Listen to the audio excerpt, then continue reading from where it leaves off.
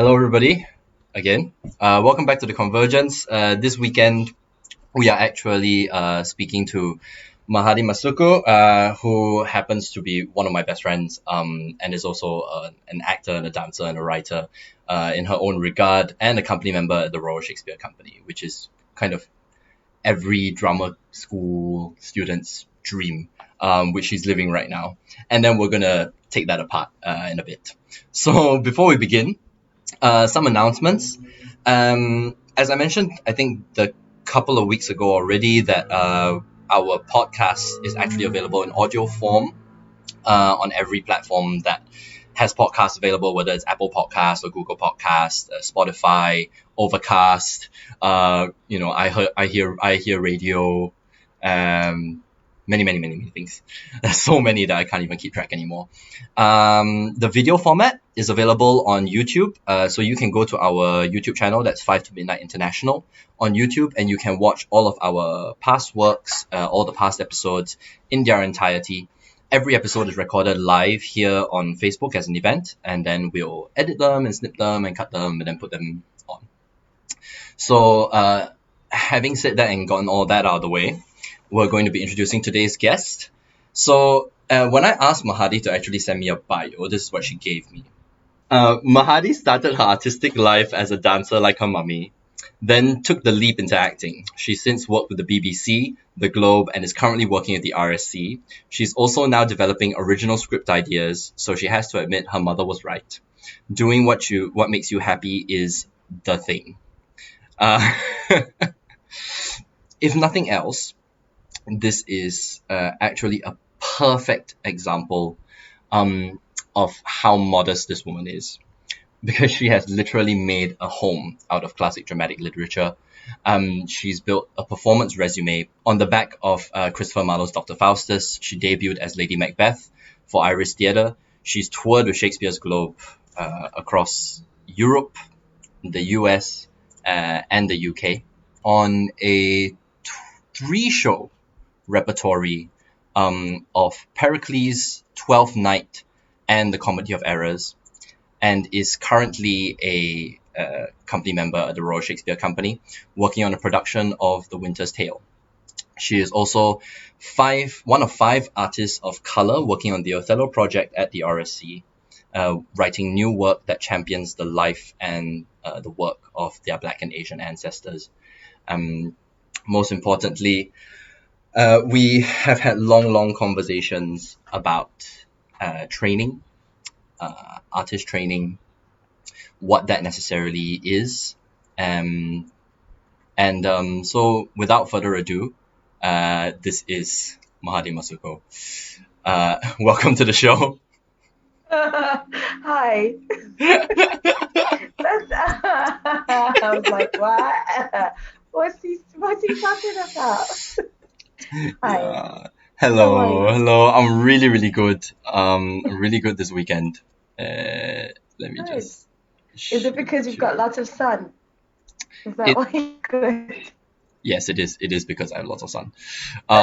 Too much, I think. Too much sun. No. We'll send you some fog. You send us some sun. Balance each other out. I don't need fog. I'm trying not to have too much fog in life at the moment. I think it's helpful to sort of like see things a little bit more clear. And I think very true. We need that right now. So yeah. Oh, what a metaphor for what life is. Well, to be fair, I think that you're living quite a very, really clear life. I always really like talking to you because you have really clear opinions about things, where they need to stand, where they stand within you. And I think that's kind of what like makes you quite an inspiring person in my life. You do the dance sessions on Wednesday. Yeah, I do. Yeah. Yes, I do. Yeah. I love those. Yeah. You want me to? So yeah, I do those.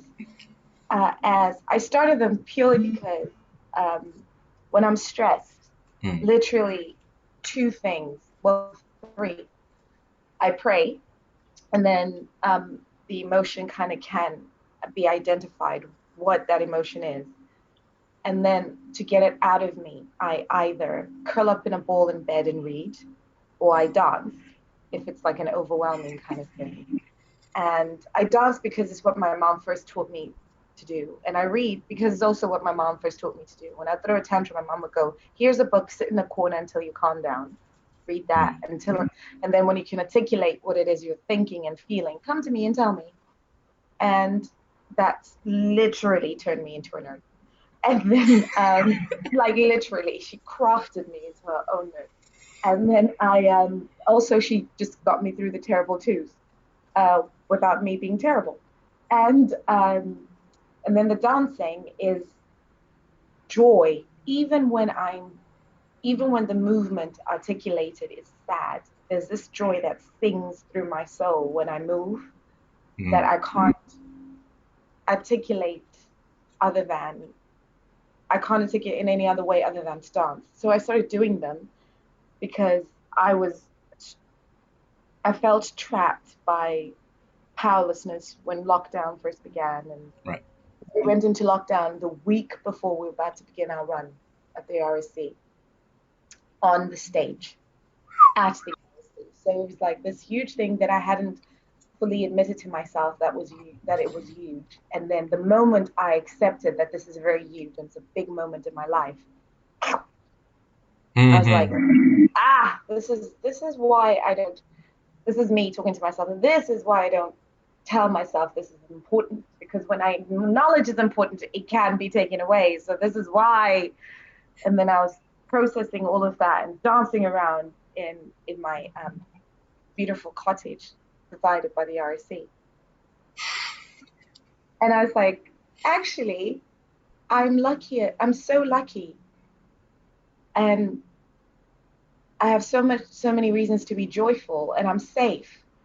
So then I started talking to my classmates and my friends and my family and my niece, whom I didn't get to see, because what happened is I was going to go to Kusi was pregnant and she was giving birth that week. So I was going to take time off, go be with her, and then come back and begin my run. So I wasn't there for Kinsani's birth, which was like another. So I was just like, do you want to do just streams? What I'm gonna do is I'm gonna do like Zoom sessions of dance with people, and then it turned into streams on YouTube, and then it turned into weekly dance sessions, and now I'm on a season of teaching people how to twerk, which everyone must know that.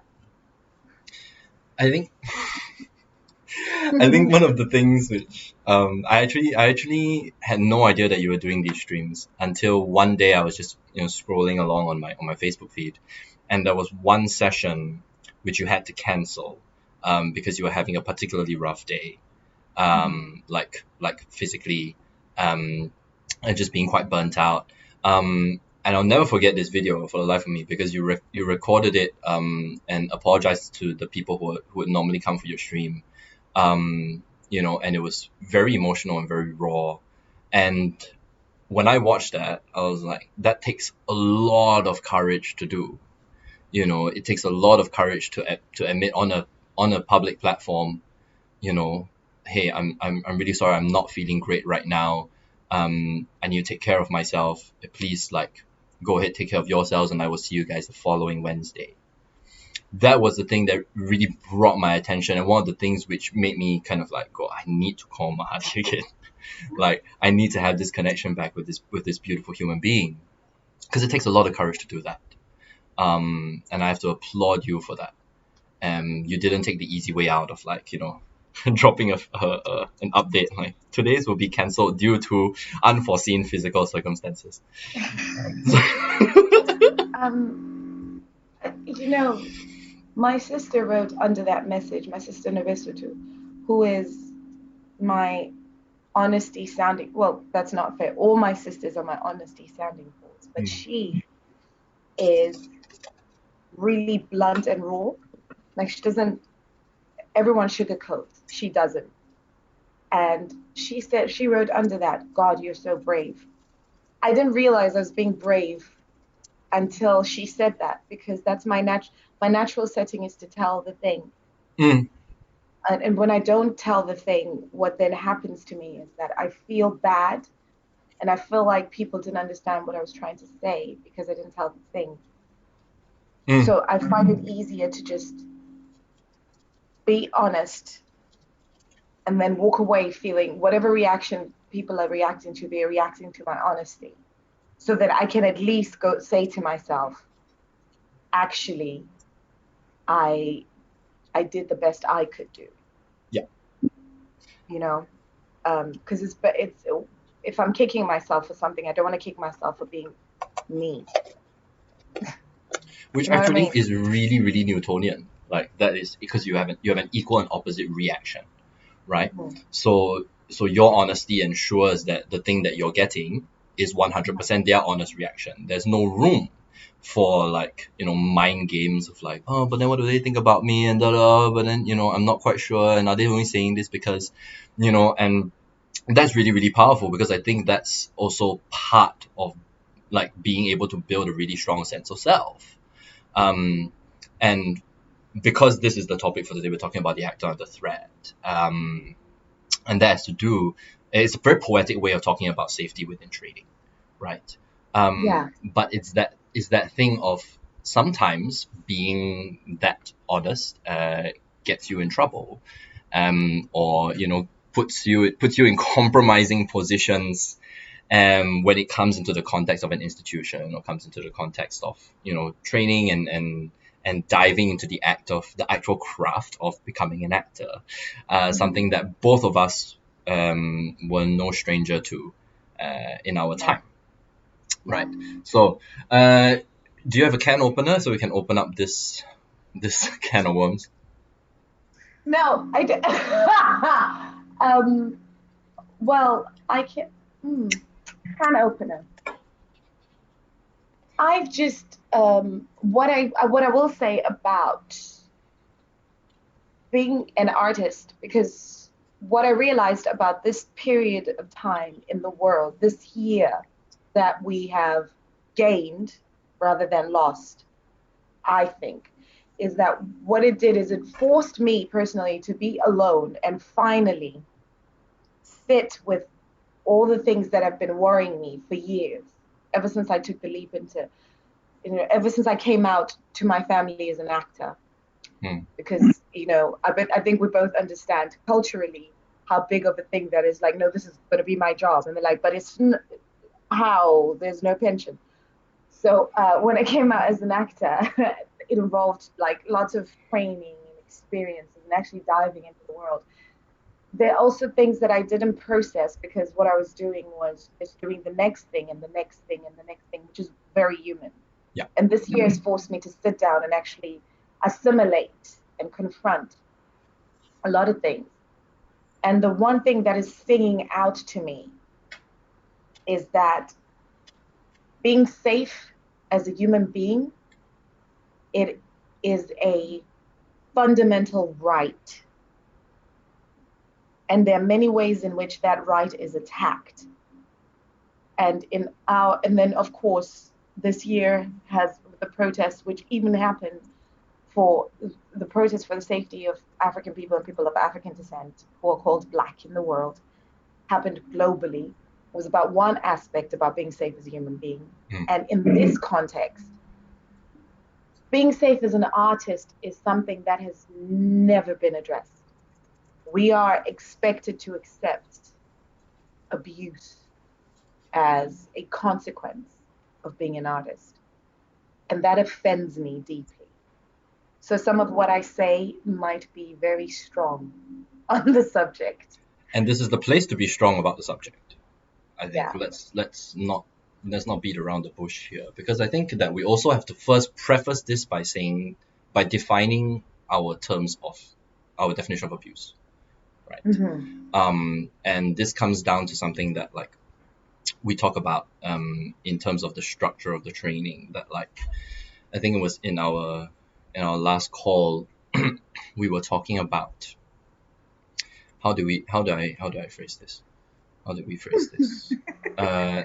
We hear okay, right. So we hear this quite often in like a drama school setting of like, this is the place where we will strip you down and then build you back up again. And Okay, so to hell with the can opener. To hell with the can. Let's just get the sledgehammer out, Let's right? just be ourselves. Carry on, carry on. So I'm not Yeah, interrupting. yeah, because I think that from my personal standpoint, the institution should not be the place that strips you bare, right? It needs to be the place where you feel safe enough to strip yourself bare, and that's very much the process of training as an actor, right? That you are finding that inner strength, that inner vulnerability to be able to go, okay, here I am, right? As opposed to somebody going, show me who you are, and then they tear that shit out. Just like some Yeah. monster. Yeah. Yeah, because when an institution says that they will tear you down, like to me, that's not a learning outcome. That's assault. No, it's not. That's assault. It's literally the definition of assault. It's a violation to do that to someone. It's the idea, first of all, for someone to believe they have the right to do that, that's a sociopathy unleashed.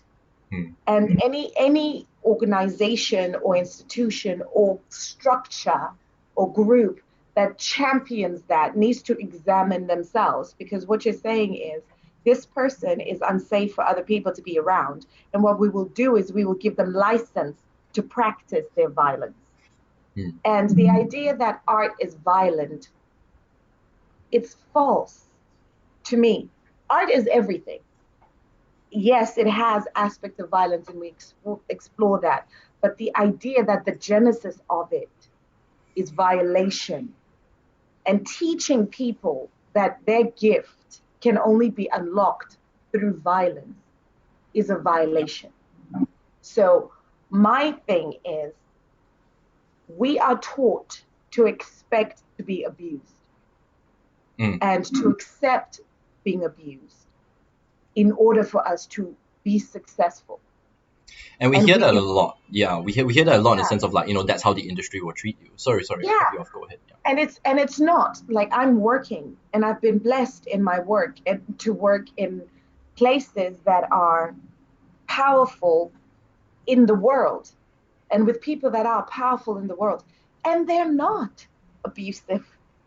What they expect you to do is turn up and be ready and willing to work, Hmm. which is literally what you go to school for and what you train for. You train specifically because let's take it back actually, because we talked about this in previous phone calls. Actually, we've done it many times. I cannot define what it is I do. Hmm.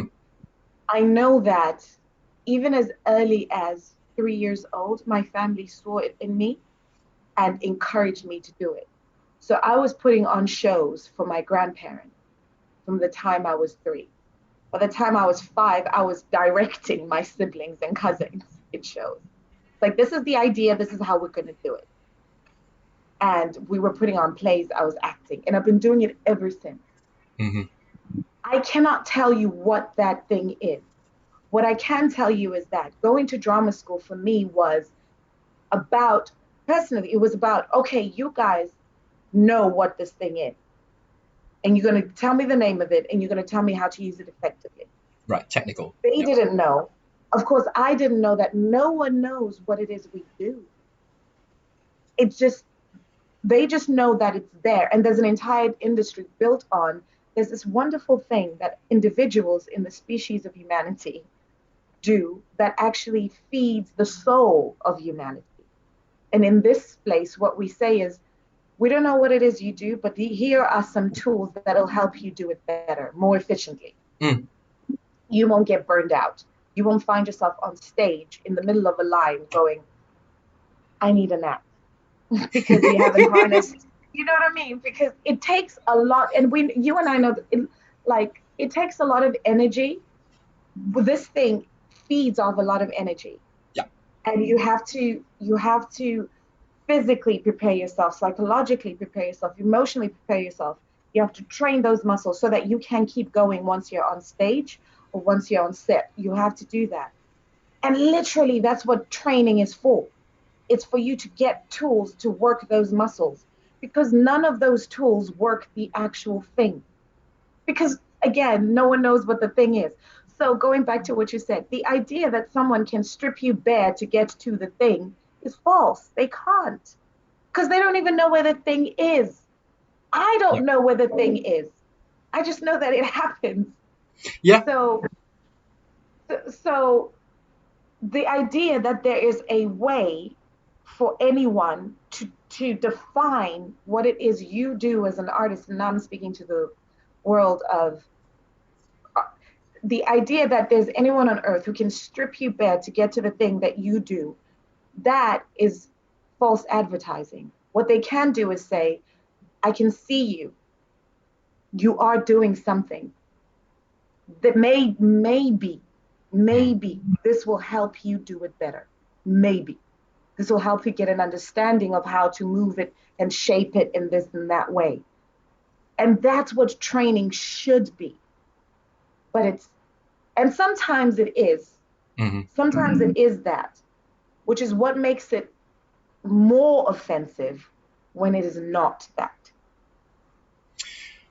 You know what I mean? Yes, I think here is where I feel that we need to kind of draw a box and a lining around it. That there is the technical aspect of the training, which is really about your tool, right? Yeah. So, and by your tool, you're talking about your body, you're talking about the mental gymnastic that you have to do to get around this thing of like, I'm creating a state of being for the next 2 hours, that has a particular line of beliefs and thoughts and behaviors, that will end within these 2 hours, right? Yeah. And I need to have the mental, physical fortitude to be able to overcome that and to ride this journey out.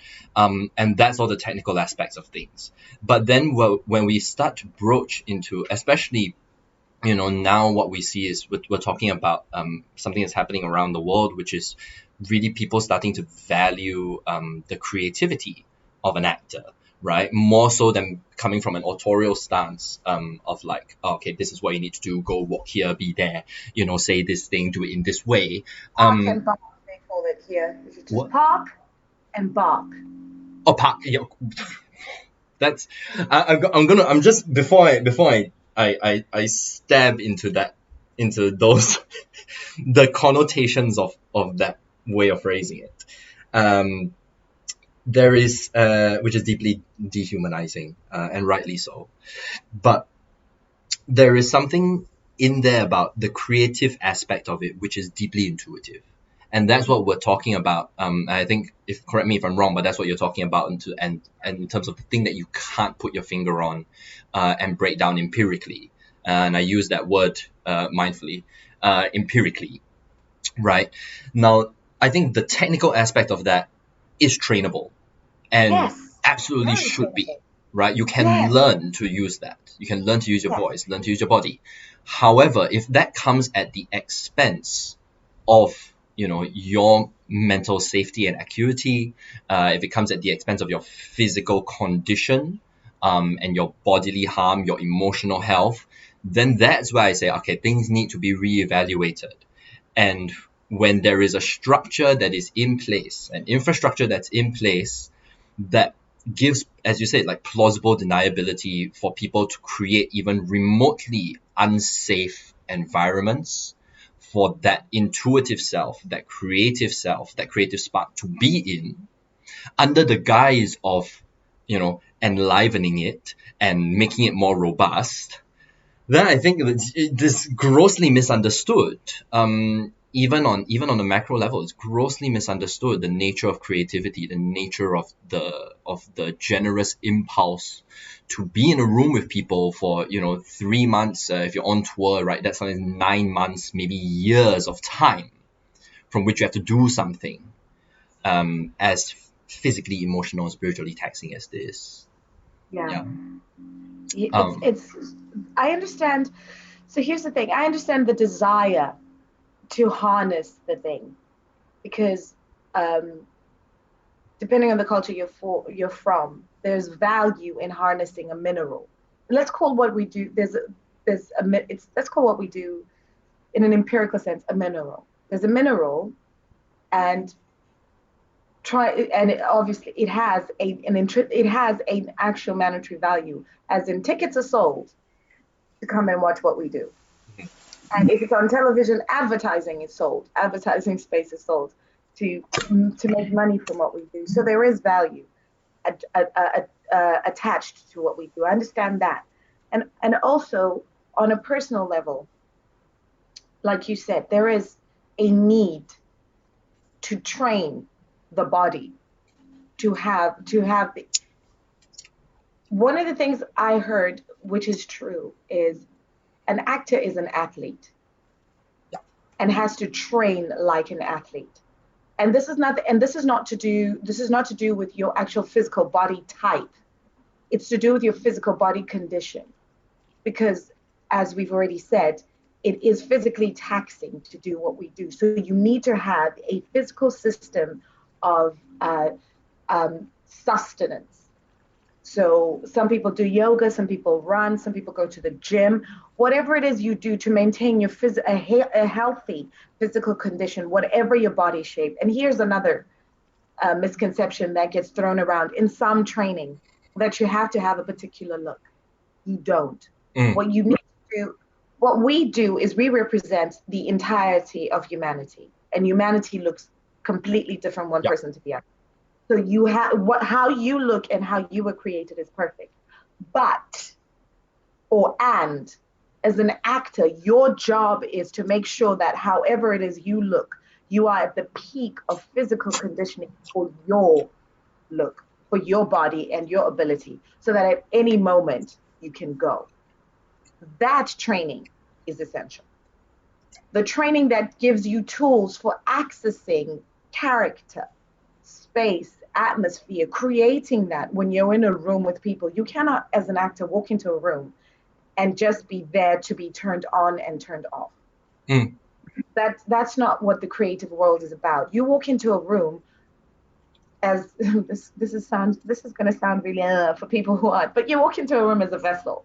You walk into a room as a vessel ready to pour into the room, but also ready to be poured into. That's training that allows you to do that, that gives you the tools of how to do that. That training is essential. My objection is to the training that says that you have to be completely stripped of your ability to function in order for you to access those tools. So the training that says that the natural defenses you have created are barriers. So your ability to function in society is a barrier to your ability to work as an actor. Therefore, we have to strip you of your natural ability to function in society. So society has rules, we know that.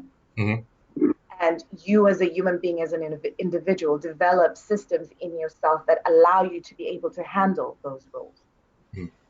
And as an artist specifically, because part of the thing that we do makes us hypersensitive to everything around us, we develop ways of protecting our hypersensitive self.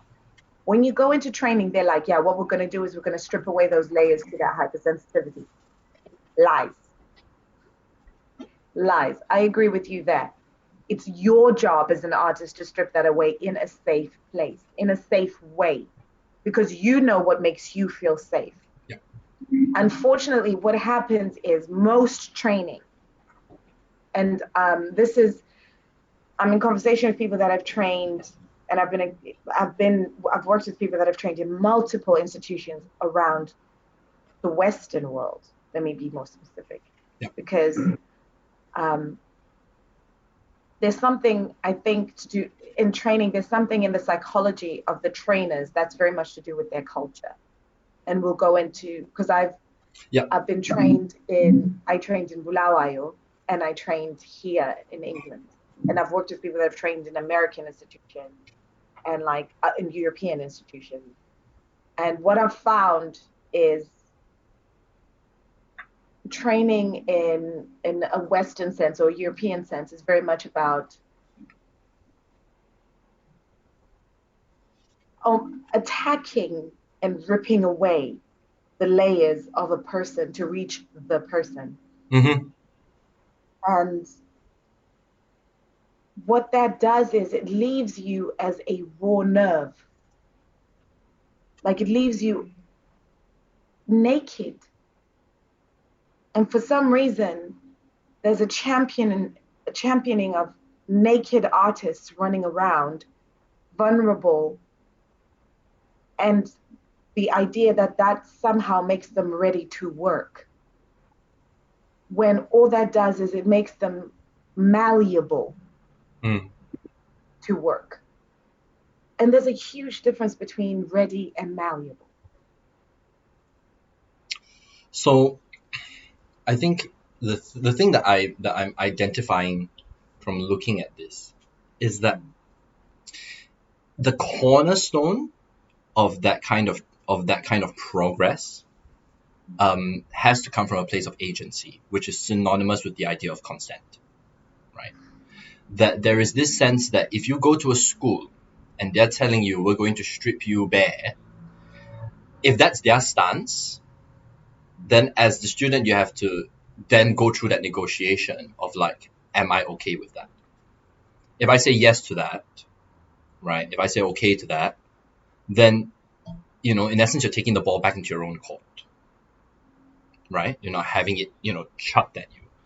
So I think there is validity in that, and I think that that is something that perhaps existed much more, you know, 100 years ago, right?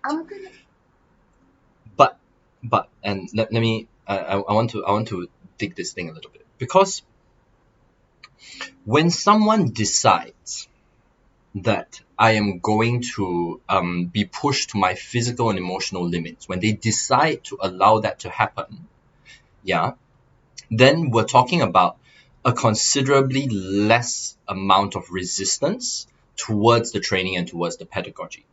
Okay, and I've seen this happen, like say it happens quite a lot in Indonesia. There is very physical work. If you look at like say Randai from Padang, which is a traditional dance / martial arts form, right? Mm-hmm. You go and the teacher literally will cane you, big bamboo stick, and if you're not doing it right, she'll cane you on your heels. She'll smack you on your heels. She'll smack you on your back. You know, and if you go there, you are in a sense signing a contract and accepting that, okay, that is what I understand is part of the deal. Yeah. We see the same thing in yoga. We see the same thing in Kalari Payat. It's very physically intensive, right? Now, it's that kind of model of training, right, is not unlike the act of going to the theater in itself, right? We always say that, you know, when an audience member comes in to the theater, that ticket stub is a contract to say, okay, I will come in and I will watch this thing, and I'm willing to be affected by this thing for that 2 hours. I'm willing to watch people be affected for those 2 hours, and that's my consent form, right? But I think that what is not made clear enough, okay, particularly within the infrastructure of formalized training, institutionalized training, is that we are told one thing and given another thing. Yeah. How do you mean? So when I come to when I was, you know, looking for drama schools to attend, and, you know, Central popped up, that the way the course was advertised, as, you know, very open and very diverse, and, you know, there's a it's I call it like all hugs and smiles everywhere. Okay, there is a little line in there about, like, you know, rigorous training, but then again, what training isn't rigorous if it's of value, right? But then what was not highlighted was the lack of emotional and mental support from staff, the lack of inclusion and respect for cultural practices and cultural opinions, a sense of a lack of empathy towards somebody's cultural or personal history. For example, you being from South Africa and me being from Singapore, we have very different opinions of society and politics and art when we step into the room, and those things have to be allowed. So it's at least like, if you're not going to allow it, be aware that you're not going to allow it. Do you know what I mean? And if you are going to allow it, you have to make that clear. I feel that's the responsibility of an institution to do. Yeah. If we go to when we were training in Indonesia a couple of years ago, I think, like yeah, 2018, right? So the way that I train is very physical and it's very hands on. Yeah. That's just part of the pedagogy. And the second time that I was there, both times actually that I was there, right? I was reminded before the training, before I conducted training workshops, that if there is a female participant in the room and she is wearing a hijab, for example, right? So the headscarf, you have to ask her before you physically touch her, and if she allows, then you are okay to go, right? But do not cross that line, right? To which, Not assume consent of yes, anyone. yes, right? To which, as a practitioner, I go, okay, great, I understand that, right? And then I can very much adhere to that. And likewise, if I am being trained, for example, right, I can let my instructor know. But when it's not known, then we're falling into this sort of like gray area where everyone's trying to figure something out. And I think at that point, right, it's a really, really low blow to say we are the institution and you've paid us this amount of money. Therefore, you need to take everything that we give you. And in a sense, basically saying like you have to give us plausible deniability to treat you in ways that are going to be less than ideal or less than humane. Yeah, I was looking. I literally sidetracked that word, but yeah. This is where I was going to come in, and I was going to say to you that I think what we tend to do, my evolution of the statement of the championing of the safety of the artist in training stems from my feeling of lack of safety, which stemmed from realizing that there is too much of an assumption of power given just because you're an adult going into training. So your statement that if the institution says, this is how we work, and you sign the paper and you say, yes, let's do it. There's too much of an assumption that I understand what's going on, because let's bear in mind how difficult it is to get into drama school. Let's bear in mind how difficult it is to admit to being an actor in the first place, in a world that views actors as fluff and people who are lazy and don't want to work. The degree of which varies from culture to culture. Yeah, a thing which varies from culture to culture, yes. For instance, in my culture, it's very respected. However, it's also only recently become viewed as a job. It's very, like, you, in my culture, you act and you do other things. You're a singer and you do other things because, and it's only recently I would say in the last decade or so that it's actually been viewed as something one would be expected to do exclusively as a career. So bearing all of that in mind, you've taken courage and you go for auditions. And by the time you get into a drama school, very rarely do you audition for one drama school and get in. You've auditioned for a minimum of 5, a maximum of, depends on how strong your spirit is. By the time you get the acceptance letter, you're not thinking of, am I going to be safe? Because it never occurs to you that you're not going to be safe. Yeah. What you're thinking of is, I'm here, thank God they want me. Which is also training for every other audition you have in life, which my sister clarified for me, because she doesn't call my auditions. She says, oh, so when's your next, and she's like, where's your interview? And I was like, because that's what it is. It's actually a job interview. But we call them auditions because we are looking to be heard, programmed to want to be liked. But it's literally, it's an interview and you're going for a job. And in an interview, you're interviewing them too, to see if you want to work with them.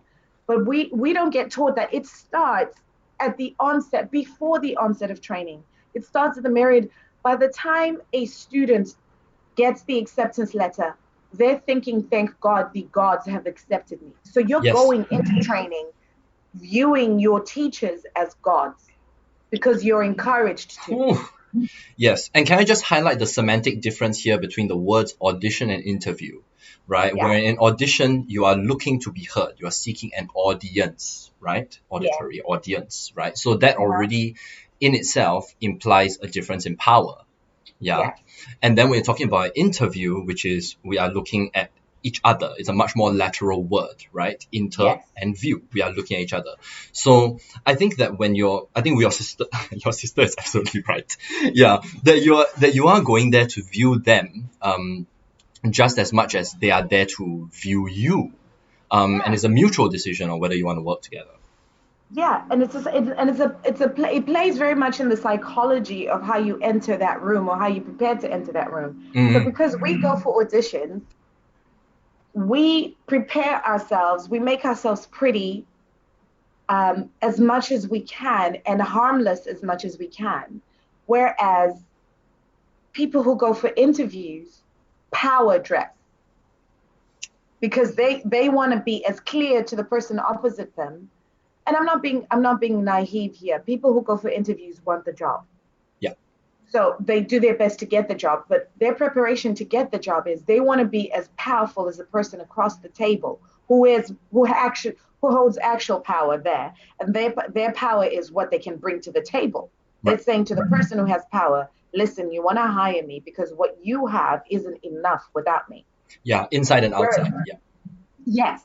Whereas an actor goes into the room saying, "You are absolutely God. And what I'm saying to you, God, is please let me bring this offering of myself to you." And that starts at training. Whether that training is society saying to actors, your pets, Mm-mm-mm. entertain me. It, and I'll digress here for just a moment by Go ahead. saying, when you meet someone who's seen you in something and they say to you, "Oh, I loved you in that. Can you do that line?" And they expect you to do it, but they would never say to their dentist, "Oh, I loved how you cleaned my teeth. Can you do that now?" Yeah. It's the mentality, but it's like the mentality that you go into. So that's society training you. And then you go into training, you've had this myriad of auditions. By the time you step into the room, into the actual hallowed halls of the institution, you're willing to accept anything as long as they stamp you and say you're ready. Mm-hmm. So the idea that you're consenting to literally your abuse, it's not true. What you've done is you've been groomed before you enter the room. And then you go into the room and get further grooming. I said this to you Yep. when we spoke. I said, I realized during this Pandemic. break, Lockdown. during this break of lockdown and not being able to work physically in spaces and having to renegotiate how we make art, how we make work, I realized that what happens in basically all institutions that I've encountered is grooming. Mm.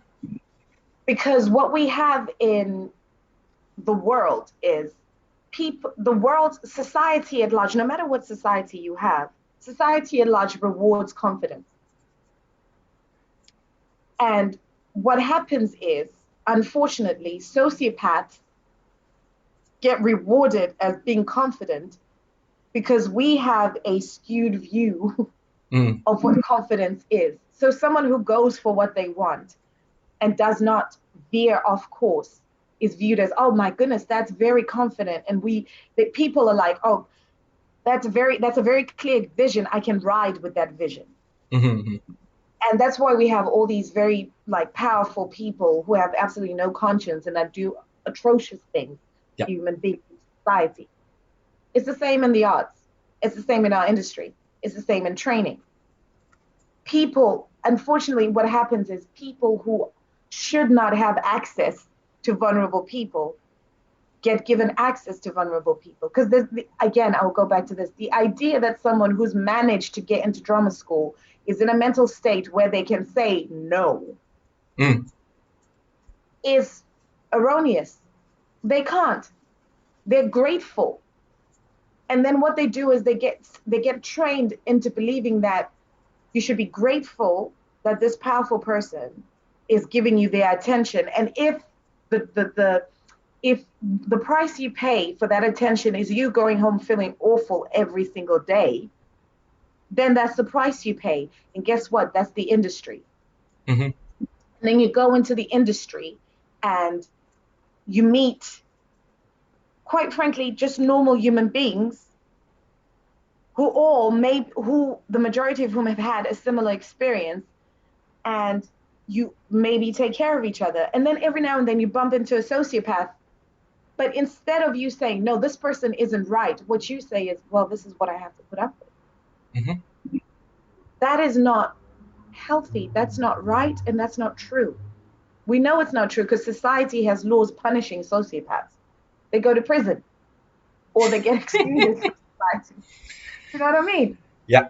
So why in training do we view people who work, unsafe people working with vulnerable people? Why do we not? Why is that not challenged? It needs to be challenged. Can we just preface this by saying that, like, I think it's fair and should be taken as a standard that anyone who is coming in to seek a training as being an actor is a vulnerable person. Yes. There is That's my argument.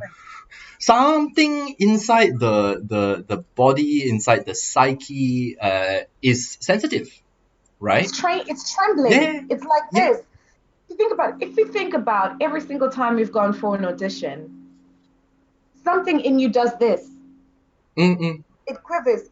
Before you even start, fam, it's already there, right? It's like, well, and it's the thing, you turn into a child in a playground saying, will they want to play with me? And there's nothing more vulnerable than a child. Mm-hmm. And my argument is people who are training, those people need to be vetted thoroughly. It cannot be that you have a friend who's good at something and then you're in a position of power and authority and you just give them a job, which unfortunately is what happens a lot in institutions. What happens a lot in training institutions is, and this is, people meet people in life and they become friends. And then you're like, actually, you're really good at the thing. And you recommend each other. I am not disputing that. And I'm not discouraging that at all. Because that's not to say people's friends are naturally unsafe. I'm not saying that. What I'm saying is there has to be a rigorous institutional vetting system. Mm-hmm. But more than that, each government needs to put into law the same things they put into law for people who train children. Because that's literally who you're training when you're training artists. Even if they're You're in the training shape of like a 27-year-old person. or a 60-year-old person. Yeah. Because there's no age limit. That's another thing. The obsession with people being young to train. No, it's like we are representing the entirety of humanity. So I will say this here and now. That statement, it is never too late to go after your dream, is absolutely true. Yes. Especially as an artist, because your voice is essential. That's why you have it.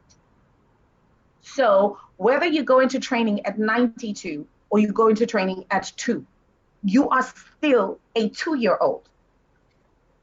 And the person who is training you needs to be constantly and persistently reminded of that.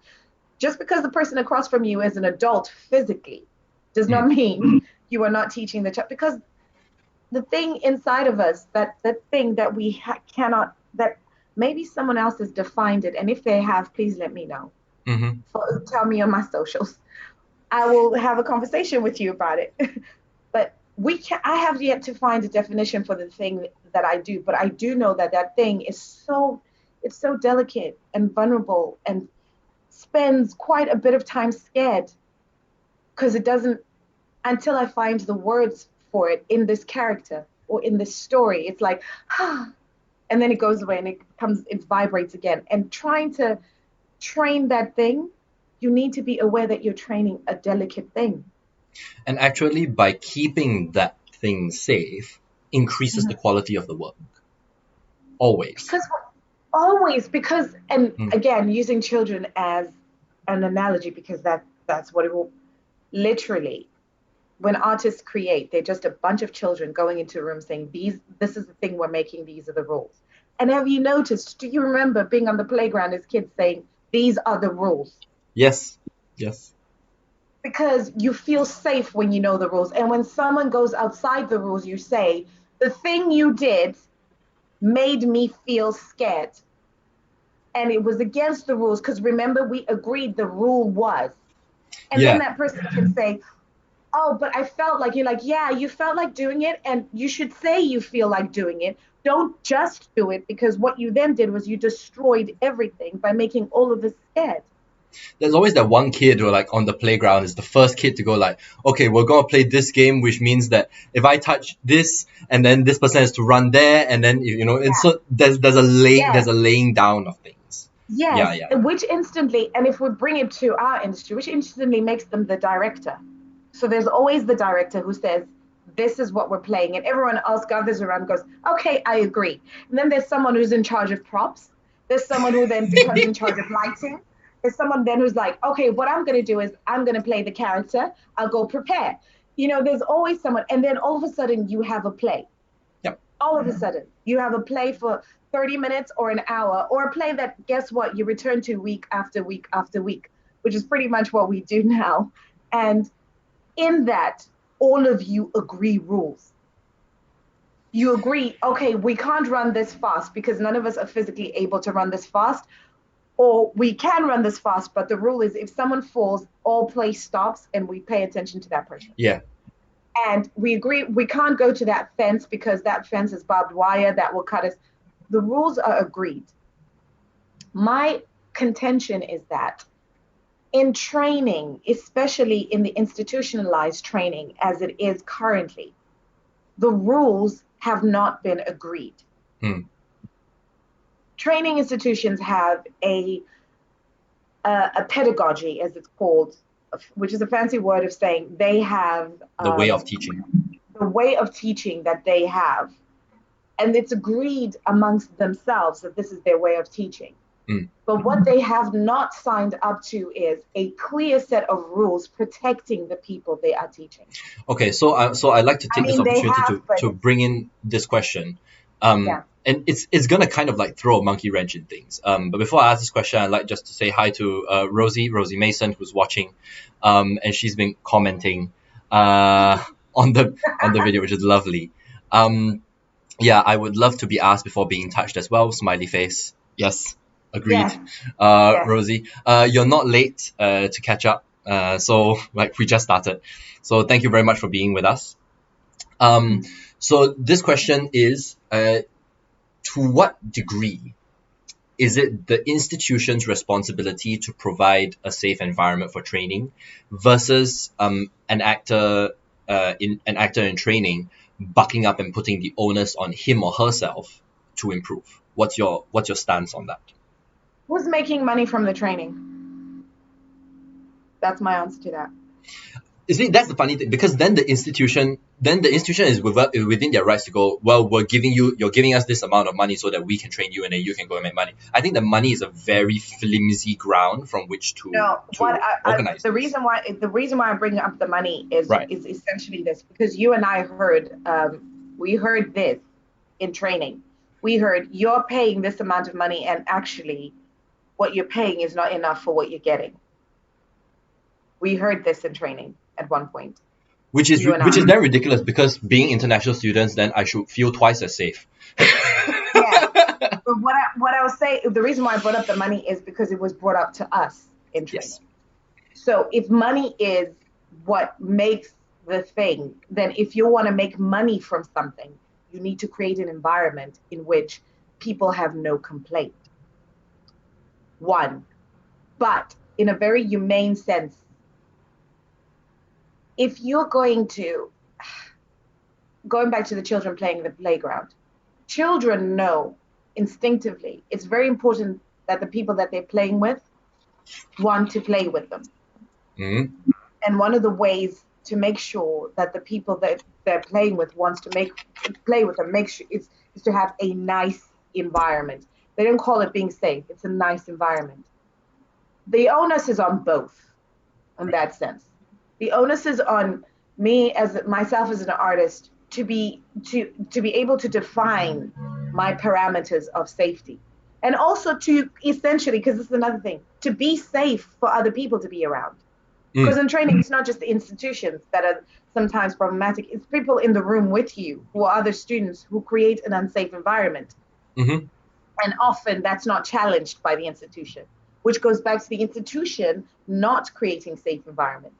So what I'll say is it's everyone who's in play. However, the institution being the place that is literally the power in the room has to have structures in place that are clear measures of safety, a clear Bible that says this is what is safe. And that literally comes from, because and it's the institutions that train artists are made up of artists. These people should be saying, this is what happened to me in training, and it was unacceptable. So this is what we're not going to do.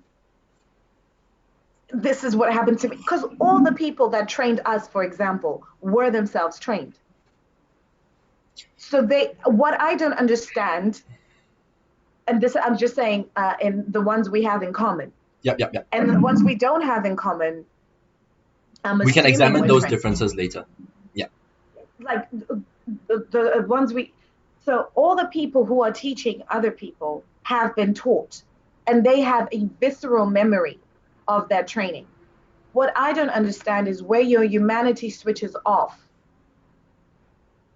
and you go, I will do the same thing, or you will ignore the same feeling in another. So what I will argue, yes, absolutely. I am absolutely not advocating that an artist lose their autonomy, because this is about human individual autonomy. What I'm saying is we're in a place where it is clear that autonomy has been taken away. When an institution says to someone, I'm going to strip you bare, what they're saying is we're going to take away your autonomy. Mm-hmm. And if you know you're going to take away someone's autonomy, you have a duty to put in place clear safety nets for them to fall into. Clear. There is no, again, I will say, I said this to you last week, it's like, I want DBS checks, criminal record checks, psychological evaluations, all of that for people who are training people. So, and without a view to exclusion, because that's up to the institution and that's up to the students, because they want a particular instructor. That's fine, but at least they know who that instructor is.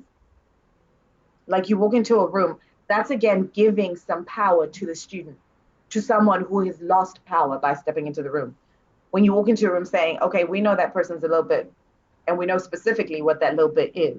Mm-hmm. But we still say, like you said, I agree to be taught by them, because I know what's coming at me. Yeah. But what happens in institutions is we don't know, as artists going into it. And I say specifically as artists, as sculptors, as painters, as architects, as everything, lighting designers, stage managers. We don't know when we step into a room that we're meeting this. Mm. And what happens is we've been stripped bare. You're now this, quivering, vulnerable, and you walk in and you meet that. No protection whatsoever. That is unacceptable.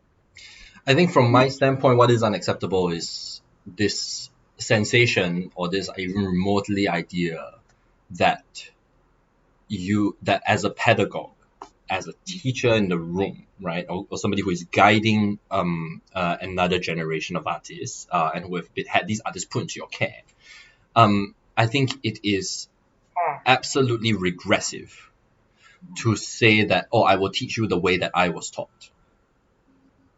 I think that's actually one of the very, very dangerous things, because it hemorrhages the development of pedagogy. Yes. The kind of people that were in your batch, right, when you were training 10 years ago, 20 years ago, 50 years ago, whatever, are very different from the kind of bodies that are going to be in the room today. And the pedagogical evolution needs to occur to account for those, right? And I think that we like to take pride in the fact that, like, oh, we have a group of international people in here. There's South Africans, there's Canadians, there's French, there's Zimbabwe, there's Asians, Malaysians, Belgian. Singaporeans, whatever, right? Japanese people. You want to throw all people into the room? Good. Your pedagogy better be up to date, mate. Your pedagogy better be able to account for and include and create environments that are safe, that are inclusive of these different cultural backgrounds and boundaries, from which we can actually all hit a certain quality in the work. Yeah, on a technical level, yeah, but also as human beings, right? In the craft of acting, we're talking about developing the self by process of self-examination. Now, every society from which someone grew up in, right? Japan is very different from South Africa, right? Hell, Japan is very different from Singapore. So the people are very, very different. It's like, because they're Asian countries, right? And this comes back to another sort of issue of like, I don't think it's enough for an institution to say, oh, as an Asian student. What kind of Asian, mate? What kind are you talking about? Because our societies are very, very different in this regard. Therefore, we will take things very differently in the way that we approach reflection on craft, the way we approach technical work is going to be very different. And the hang-ups, all the obstacles that are in place already from society are going to be very different. And there has to be a certain process as a practitioner, a pedagogue, to be able to navigate those things specific to that person. Yeah. I think I want to separate the idea of the institution from the tutors under that institution, right? And this is not because I don't want to. I'm trying to be PC or anything, but I don't think that it's worth vilifying tutors necessarily, who for the most part are trapped in a middle place between the larger institution governing structures and the people under their charge, right? And they are the ones that have to navigate that gray area of what is acceptable and what is not. But I do agree with this point that an institution needs to be able to assess, vet, and hire pedagogues who are specifically trained and have sufficient experience to handle the type of demographic that's coming in. It's not enough to just say, oh, this is a British way of training, this is a French way of training, this is a Japanese way of training, this is a whatever. I think that it goes much deeper than that. It's not just about the forms of training that we put into the room. But when we say like, okay, this is a Japanese way of training, you're not just talking about the technique here. We're talking about the way that interaction occurs, right? From a Japanese person to a Singaporean person to a South African person. How does that culture communicate itself in a personal relationship in the work? Because let's not delude ourselves here. Actor training is a personal relationship. It is a personal development process. Yeah. Yes. And I think it's downright irresponsible to say you're learning this form from this country. I will teach you in the way that my teacher taught me, and you have to take it. Well, it's useless then. Yeah. It's useless because, again, it goes back to what we said initially.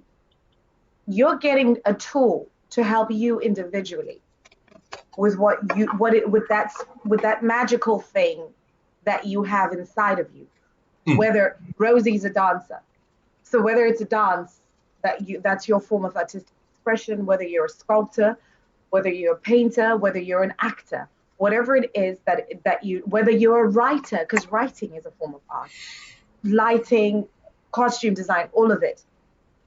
So whatever it is you do as an artist, that thing that's inside of you, this tool is supposed to help you. So it has to adjust. What the reason why I'm specifically saying institutions is in acknowledgement of the fact that individuals within the institution who are teachers will come and go. Yes. Which is why I'm specifying that the institution, and also the institutions are the power, as in someone saying they have worked at this institution is powerful. It's a door opener.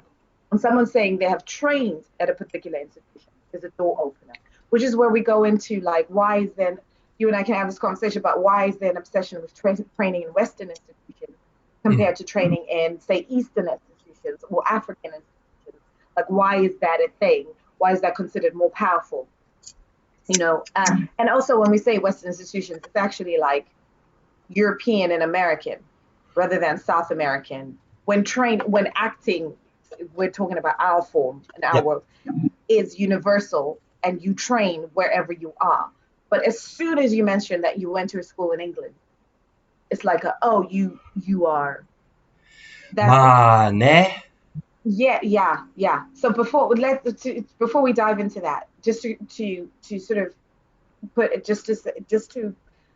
put another brick, a cornerstone underneath that. The reason why I say institutions have to have these things in place is the institution, as you rightly said, the institutions can compel behavior in the people that work with them. So someone who wants to work in a particular institution, no matter how they are personally, would have to form their training to the ideals of the institution, which is why it's essential that they have protection measures in place. And whatever protection measures that they have in place, they have to acknowledge that they are insufficient. They have to, because people wouldn't be walking out of drama school with substance abuse issues, with psychological issues, if the safety measures were sufficient. People develop coping mechanisms that are unnatural in order to cope with unnatural things that have occurred towards them. Do you know what I mean? Yes. So what they do is they strip away they say to you, what we're going to do is we're going to strip you down and build you back up again. They never build you back up because it is no one's duty, it is no one's right to strip you down. They have no right to do that. But to be fair, Mahadi, like if it's outlined straight out from the front that like this is the place where we will tear you down and it is your job to build yourself back up, I would say, okay, fair play, mate. Then I would say no, that is illegal. That should not be happening. No, but you see, I think it's about. I understand where you're coming from with a power type of thing, but my argument is, Ethan. Yeah. People who want training aren't powerful. Like you can think they are to absolve as an institution or as people, like to make yourself feel comfortable with what you're about to do. You can tell yourself that, but I'm going to tell you honestly, a person who is coming to you because they feel small and you are big, and what they want from you is to help them.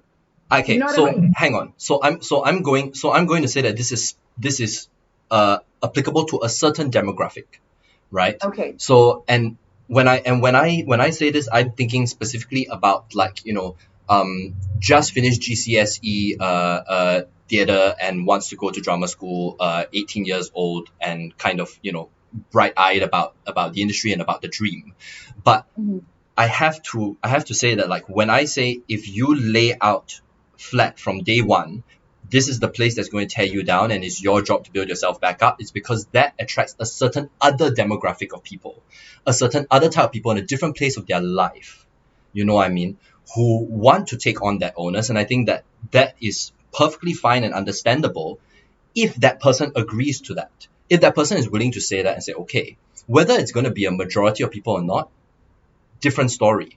But I think that actually adds a certain diversity to the craft, that there are institutions and should be institutions that are in place, right, that say, all right, we will create an absolute safe environment for you, right, and then you can go and tear yourself back down, right, and we will help you build back up. And then there are other forms, other pedagogies from which they should absolutely state very clearly that we will do the tearing down, okay, if you agree to let us do that, and then you have to take the onus on yourself to do the self-examining work, so I don't want to generalize that everyone is at the same level of self-understanding. No, I'm not. That's not my argument at all, or my belief. My contention is that anyone who is seeking training, here's the thing. Someone said this to me. It was a pastor. I'm a Christian. Yeah. Someone said, like, he said to me, he said, because we were talking about my training and what we do, and he said, do you know what? Acting is a religion. Can you And expand the on that? one thing, yeah, and the one thing you need to understand about religion is the people in that religion. The reason why people are called sycophants of a religion is because what they do is they let their guard down completely in order to be completely affected by their faith. My contention is anybody who has let their guard down completely is not in a place to completely understand what it is they're agreeing to. So they may say, which is why my contention is any institution that says we're going to train you in a pedagogy, no matter how much they say, we have told you we're going to break you down, they have to understand that that person isn't agreeing to the breakdown from a point of, yes, I agree to be broken down. They're agreeing to it from a point of, I want so much to work with you. So the power dynamic will never be completely equal, no matter how powerful that person thinks they are. That is what I'm feeding into the space. Like a person can be at a place where they're completely in tune with who they are, feel safe in saying that. But what we need to understand as artists is what we do is a faith. It's a religion. And people who work in that, the people who want to be effective completely lose themselves. They let themselves go in order to be affected because they believe that that's when they will be effective. And a person who's done that is so naked that even if you say to them, I'm going to whip you now, they'll be like, okay, because they accept that this is part of the training. They accept that flagellation is part of it. So Okay. in a duty of care, what the person in power has to understand always is, dude, you're working from a different place than I am. So Okay. now it's my job to put the cushion, the mat for you to fall into. So when you agree to the flagellation, I'm providing the doctor, the medic that will treat you. So those institutions that say we're going to strip you down, they have to have psychologists in place and psychiatrists whose job is to consistently evaluate you to make sure you're okay. Mm-hmm. Whom they don't have access to. Like they don't have access to your records. They don't have access. And drama schools can say, yeah, we have two people you talk to. That's not enough. You need to have one-on-one access to the person. There has Okay. to be a complete duty of care, like a structure whose duty of care is to say, like, okay, this person's not okay. You need to pull back on the training. All right. I think I'm starting to see the where these things can meet now, and I think that this is one of those moments which I really, really love about the convergence, where we're coming from different points and then we're starting to find something in the middle.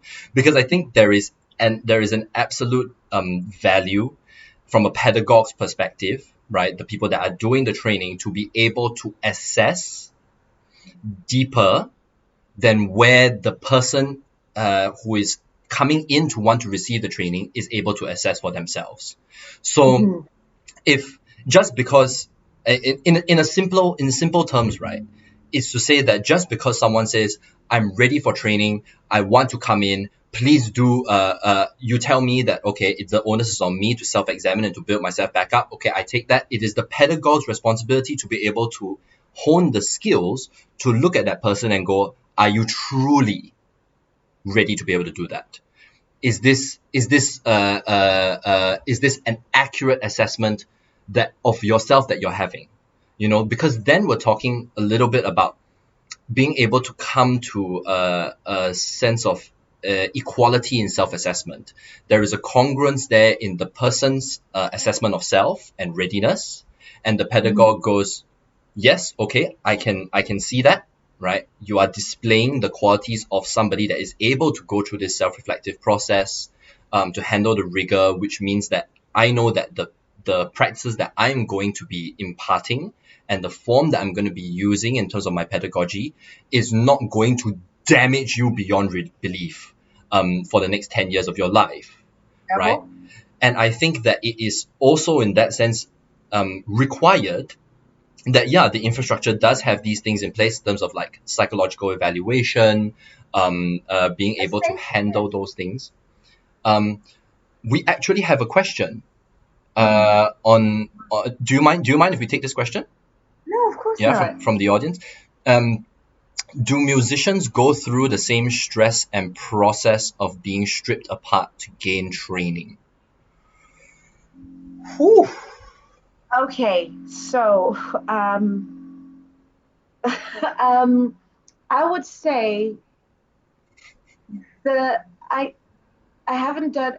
I think so. My neighbor is a concert pianist who who trained, and we've spoken about institutionalized training and all that sort of stuff. And we have some surprisingly similar memories of training.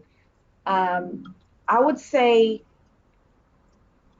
the training methods are different, but I instinctively say the experience of the artist is very similar. There seems to be this drive to make us naked in order for us to be able to do our job. So, yes, in a way, I guess. And also, but as Ethan pointed out, it also depends on who trains you. And this is a conversation Ethan and I are having. And my contention that you need to know who it is who's training you so that you know what you're getting into. But then, which is what you're saying as well, Ethan, it's like you need to know, and then the agreement is you're agreeing to the training. But I would argue, what I want to, not even argue, what I want to add to that as well is, do you know, actually, the duty of creating a safe space, I would argue it evolves the instructor's pedagogy specifically. Yes. It helps the artist in them evolve, because again, the musician who's training a musician, or the actor who's training an actor, whoever the instructor is, you're an artist who in that moment is being viewed as a god. And the risk of that is, what it does is it shuts down your empathy. Whereas, because now you are involved in pouring your gift into this person, and so involved in pouring your gift into this person that you're shutting down receiving from that person. Mm-hmm. And my argument is that having that very huge awareness in the backspace of safety and humanity, and is this humane, will allow you to be open to receive from the other, so that the gift that you're pouring into that person evolves consistently and is not outdated. There's stories about how Stanislavski, like so many of us get trained in the Stanislavski technique. Yep. And there's a story about, who is it? Some American actress finally got to meet him, and went to him and said, we love you so much. We use your technique all the time. And he turned to her and said, you guys are still doing that? No, that doesn't work. This is what I'm doing now. Yep. And that was completely ignored. And he had an entirely new system, and then had an entirely new system from that one, because he was consistently being affected and evolving. Yeah. My contention is having very firm safety measures in place is for everyone. Because there's nothing as awful as becoming outdated, which training does become outdated. Mm-hmm. And my contention is the reason why training becomes outdated is because people don't allow themselves to evolve. They stick too much to believe, they start too much to believe that they are indeed a god. Which brings me to my question for you. Yep. Because if you're open for it, I don't know if we answered that question about musicians. Because I want to expand on this a little bit also. Yeah. Now, I'm not going to pretend to be able to speak for musicians, Yes. but I think that aside from the obvious differences in terms of technical skill, right, because this is a different art form, Right. I completely agree with Mahadi that like when we get down to like when we get past the form, we're talking about the cultivation of the artistic instinct, right, of the intuition. Um, First of all, it wants me to get a musician on the show so that I can actually go back and answer this question and get some insight on that. And a dancer. Rosie's a dancer. You should get one of Yeah, those as well. I'm having a photographer on for the next one, Mhm. whom I think you'll like. Now, I think that whether they go through the same stress and processes of being stripped apart varies. It varies from institution to institution, and in the same way that dance training or any kind of performance training does, is that it really does vary from trainer to trainer, and each person, depending on where they are in their pedagogy, can apply completely different amounts of stress on the person receiving the training, right? My big question would then be, are you applying that stress mindfully and consciously or not? Because I'm not going to lie, there is value in the tough love aspect of training. I think that you can have tough love without it being absolutely abusive. Yeah. Right? Pressure cookers produce wonderful meals. That's not what Yes, I'm not disputing that. agreed. What I'm just yeah, But what I I'm know I didn't think that you were. I didn't think that you were disputing it. But I think that there is something to be said for the fact that like if you as a receiver of the training have even a modicum of doubt that the person who is training you is applying stress and pressure mindlessly, and it's not part of the pedagogy, and that is affecting you as a person in terms of the way that you value that you receive the technique and pull value out of that and pull value out of the thing that the person is giving to you. You have the right to question that, and you have the right to take your pedagogues to task and go, hey man, are you intending to make me, ideate suicide? Are you intending to make me want to go home and feel absolutely so tired that I have, very little energy to do the rest of the day? What am I supposed to do with that? Does that make but sense? but and then what I will say is what is happening though in training is people don't have the power to do that. Yeah. People are told specifically not to question Yes. the And pedagogue. when on the onset that thing is being shut down, Mhm. mate, you in a dangerous place, fam. I and remember and first day I was in drama school on acting class, okay? First day I Mhm. went to my Michael Chekhov teacher, okay? Mhm. And before that, I spent like 3 months going through Michael Chekhov books and understanding where it came from, what the technique is. So I know I like to prep myself before I go into the room. That Mhm. like I went and said, oh, by the way, I've read this book. I found this particular author and this particular perspective on the Michael Chekhov technique really really helpful, and I'm really excited to be here. No questions, no nothing. I just wanted to express that like, hey, I'm really excited to be here, and I'm excited to see what I get out of this. I finally get to practice it in the room physically. And our Michael Chekhov teacher, right, literally looked in my face and went, why are you reading other people's books? No, just read the stuff that is on the reading list. Don't ask this question, right? And I was like, Our teacher. yes, yeah, on the first day, fam, first day, okay. Now, this was very very alarming already, simply because if somebody is excited, I think if somebody is genuinely excited to come into a room to train, right, that is a wealth of energy that you can take, and you can It's an apply. It's opportunity. an opportunity. Yeah, Opportunity. Yes, yeah. and. And I think that's actually the reason why I never touched Michael Chekhov technique after that.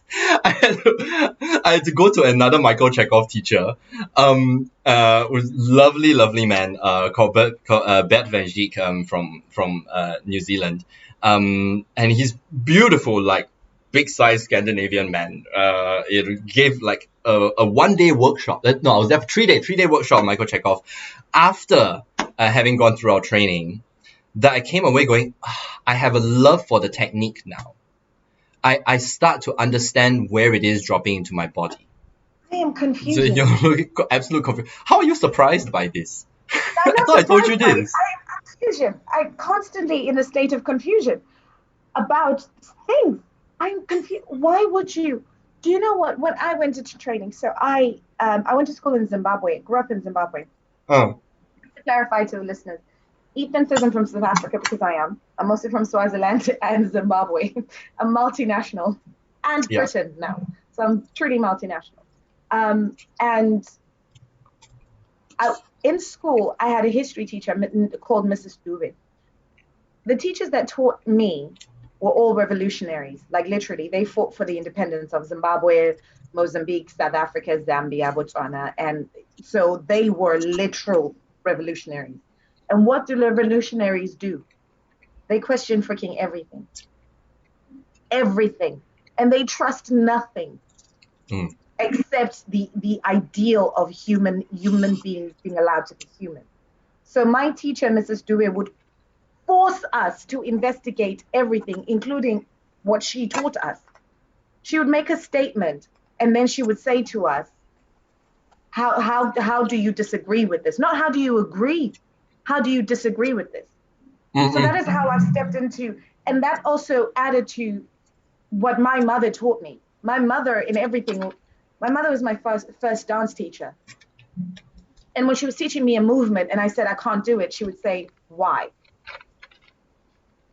Don't tell me you can't, tell me what is stopping you.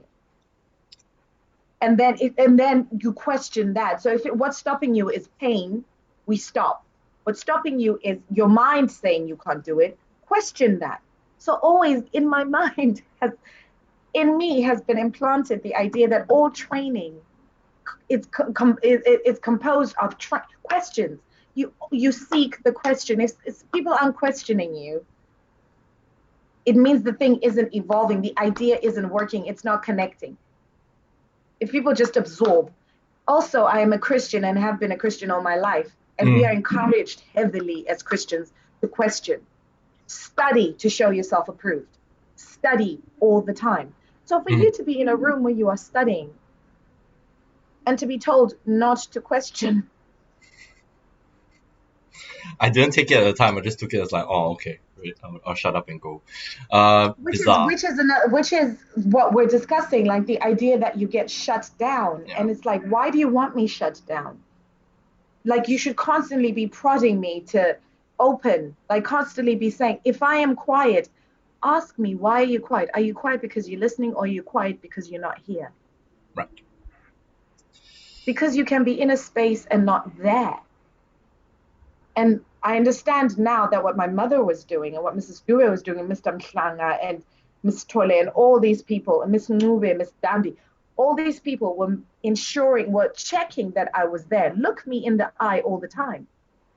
That's a cultural train. So that's a training. We know we're talking about training in different cultures and stuff like that. In training in my culture, you look someone in the eye all the time. Mm-hmm. That is a mark of respect all the time. You're engaged. If you're not engaged, you're lying. Why are you lying? A lie is to protect yourself. Why do you need to protect yourself? What's happened? Do you know? So always, I don't understand. I am so confused. I'm gonna take that away and process it and be like, oh my God, everything. But the funny thing is, like, I hear you. We talk, and I hear you. I'm like, that confirms this that happened. I didn't imagine that. I'm surprised you didn't notice. It was 6 years ago already. I'm like, so here's the thing. Yeah. Going back to like the original point, like safety and training. What that did as well, though, is it created an environment where we couldn't create an environment to make each other safe. Do you get what I mean? So people who Yes. are training under a pedagogue, part of the responsibility, again, going back to the children in the playground, you make rules for each other to be safe, to feel. And what happens, unfortunately, in training is a very individualistic type of training. Because then it goes into selling the idea that you're in competition with each other when you are not. We're not. I mean, it's a hard thing for me to get out of, to think that I'm going for this audition and 20 other people are going for the audition and one of us will get the job. But the fact of the matter is, we literally aren't in competition with each other. What's happening is the director is looking for who can play this, who fits into the world that they're creating. And if you fit into it, you fit in. And if you don't, you don't. It's not an insult to your skill. It's not to say you can't do the job. It's literally to say, I have built a world. I, the director, the kid in the playground, have said, we're playing this game. And what I'm looking for is a person that can do that thing. Yeah. And yes, you can do the thing, but it's literally that person is perfect for that. It's not to say you aren't perfect in general. That is not explored enough in training. That's another safety tool that's not explored. So, okay. First things first. So, to everyone who's watching, if you would like to drop in questions, please do. I might not get to all of them, because Mahdi and I talk like a lot, and so it'll sort of like go here and there. But yeah, please like drop in those questions. If we don't get to answer them on the show, we will try our best to drop in our questions, our answers either privately or at a later point in time. But I think I want to dig this one a little bit deeper. Which one? There was a lot there. There are a lot of ones. Wow, shoot, because there are quite a few things. There are things of like, you mentioned briefly already about how one of my questions actually was how actor training is treated in South Africa in contrast to UK. I would like to dig a little bit deeper into why the UK is seen as the go-to place for actor training, or is it in countries outside of here. I know in this part of the world it's seen a little bit more like that. But then I also know that you have a question for me which you wanted to ask earlier before I digressed. So let's take like Mahdi, are you okay if we take like about a 5-minute break to organize these questions, and then we'll come back in 5 minutes? Yeah. Also because I need to pee. Great. Lovely. Okay. So guys, if you have, say I can go and poo? yes. Did you see that this is 1.5? This is 1.5 liters of Coke. So yeah, if you have questions, this is the time to sort of like type them down, type them in. Please do share this podcast that's currently going on. Put them on your socials. Let people know it's happening right now. We will tend to go on for like a while, so they're not going to be missing out on very much at this point, I think. But yeah, we'll see you in 5 minutes, and then we'll continue talking.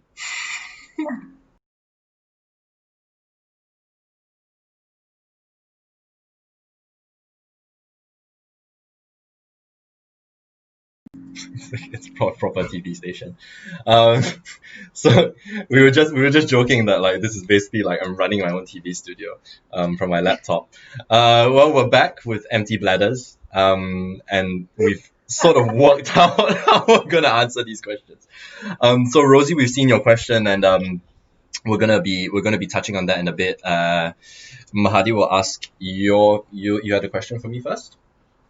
Yes, I was gonna ask you actually. I'm really interested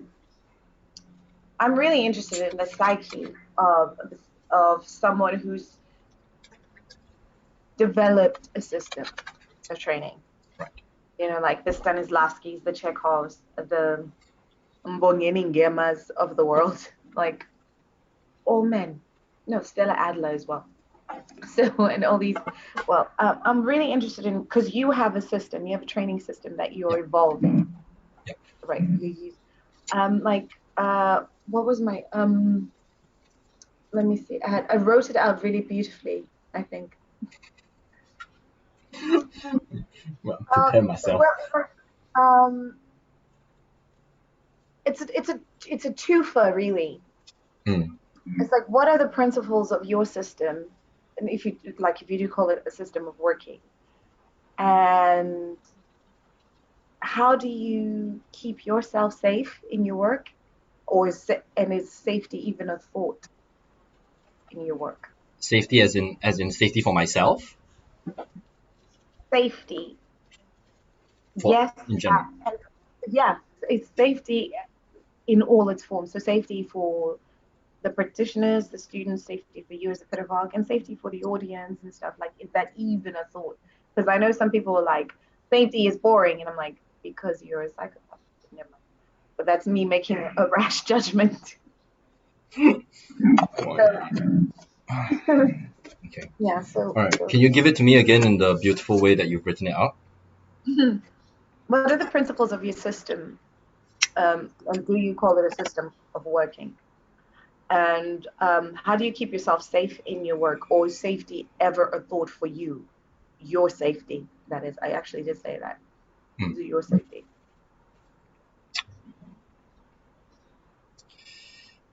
It was only, I think, about a year ago, probably, that like I was. So I'm writing my book. I'm concretizing the form of the training into a book. It should be practical. And I was writing this, I realized that the thing I'm teaching is yoga. So the thing that you're teaching already exists. Yeah. Like in terms of principle and in terms of ethos, it's yoga. You can find everything, literally everything that I teach in my sessions in yoga on a conceptual level, like in terms of meditation, how you go and self-examine, the source of creation, even the mythology, you can find it there. And the book is very much about how this particular form of practice ties into that. So in terms of principles, the guiding principle is just this: you have absolutely activatable and consistent empathy for everything, because beyond the intellect, right, on the deep visceral level, that you are connected to everything. And when we understand that we are connected to everything, and that we are the creator and the created, existing in a symbiotic relationship, the impulse for damage, for harm, for unnecessary violence, for evil vanishes. And it's something that I've said in I think the past like 3 convergences now, including this one, that there is no reason in the world for any artist to not be the most well-adjusted human being on the planet. Hallelujah. Except, and then you start putting things in place. It's like you start putting, it's like they've been through and they've been through and they've been through and they've not been allowed to recover from and understand. Because the argument, isn't it like so certain types of techniques are like access your painful memory in order for you to be able to portray this painful memory. And so the argument that artists need to suffer for their art because then you can understand suffering. It's like nonsense. I will argue that the issue with that is the romanticization of just that part of the technique. But actually, it's not just that. You have to also learn the decompressing of that thing. It's not It's not a one and done thing. You don't go in and then you access the painful memory and then you just go, I did an amazing performance, but I want to kill myself. It's good, it's acceptable. No, there is a process of self-reflection, decompressing, from which you can return to homeostasis. Yeah, your body on a chemical level is operating at the level that it should be operating.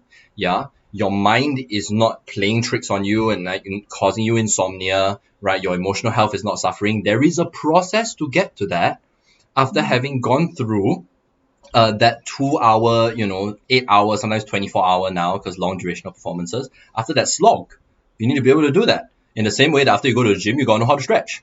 Nobody looks at the stretchings, right? Everyone's like, how much can I deadlift? What crazy yoga pose can I do? Yeah, but at the end of the day, you still have to lie in Shavasana. You still have to come back to your realization. You still have to observe the changes in your body. You still have to be aware of those things, right? Understand. And that is the part where the learning takes place. Not in the doing. You learn it in the reflection of the doing, and then you improve, reassess, reevaluate, and consciously adjust the things that you need to adjust to get to the place where the technique works for you and gives you the most benefit. That's where we're trying to get to. Yeah. So then comes this segues into the question about safety. Well, you're answering it in the principle of your thingy. Because empathy causes you to, I mean, hopefully, but carry on. Yeah, see, the thing is that when it comes down to safety, right, I'm fully guilty of this, and I think every company member will attest to this, that for the first like 2 years, 3 years of the inception of this company, I wasn't taking care of myself at all. Like I put safety very, very, very far forward on the pecking order in terms of how we get to something. And that has to do with building a safe environment for the training itself, right? Because it's very physical. And it gets to the place where like you have to know that you are not injuring yourself, and it's my duty to understand anatomically and emotionally and mentally whether this is going to damage you or not. And if you don't know how to do that, then you have to lie down my massage table and I have to give you a 90-minute session, and then I have to reset that for you until you know how to do it yourself. But Which we're gonna the do. huh? What? We're gonna do that. Mm-hmm. Me. Yeah. Eventually when I get to the UK, let's try and organize that. But I'm coming to the sun. Don't try to take away my life. sorry. Yeah. Okay, I'll go talk to Six Stone. But then, the company, bless them, highlighted to me, and this was one day that we were in Taiwan and we were working on a piece, that we had some Indonesian guests come into the space, and one of them asked very aptly, what is the biggest problem with 5 to midnight right now? And Saul, the general manager of Six Stone, which is one of our affiliated art spaces and a very, very good friend, he said pretty much instinctively, Ethan Chia doesn't recognize how good he is, and he doesn't take care of himself. And I didn't actually understand what that meant until a good 6 months later, because it has to do with like my own martyr complex, of I'm just gonna give shit as much as I can to like everybody and give value, and make sure that I guide them through a process of self-reflection, and understanding until like 3 o'clock in the morning, and they get to sleep in, but I have to get up at 7 or 8 or sometime, because we have to start at 10 again. I have to conduct the training, that I was really burnt out, genuinely.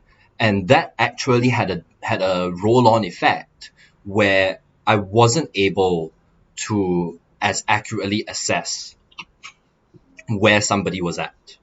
I wasn't able to accurately give the kind of notes that I needed to give, the kind of adjustments that I needed to give. I don't have the energy to do massage if I'm tired. I can't function as that, which just means that I'm hemorrhaging myself in terms of the value that I'm giving to other people. So it is a two-way relationship, I think. And I think this goes to, separate from what context you're sitting in, right? I think as a human being, if you're going through training, okay, and you see that like your teacher is burnt out, just as you have every right to check them if they affront you or or trigger you or make you feel unsafe, you also have the absolute right, as a human being, to go to them and go like, dude, you've You're been okay. teaching for like, yeah, you okay? You've been teaching for like 5 days straight, and we know you're in rehearsals, and we know that you have to finish the day and go home and like go for rehearsals and then go home and take care of your kids and then get up in the morning to come and do the admin work before you start a class with us. Are you On all right? Is this session about all of us taking out our yoga mats, laying down, and having a 60-minute sleep? Is that what Yeah. this today is? Because that's okay.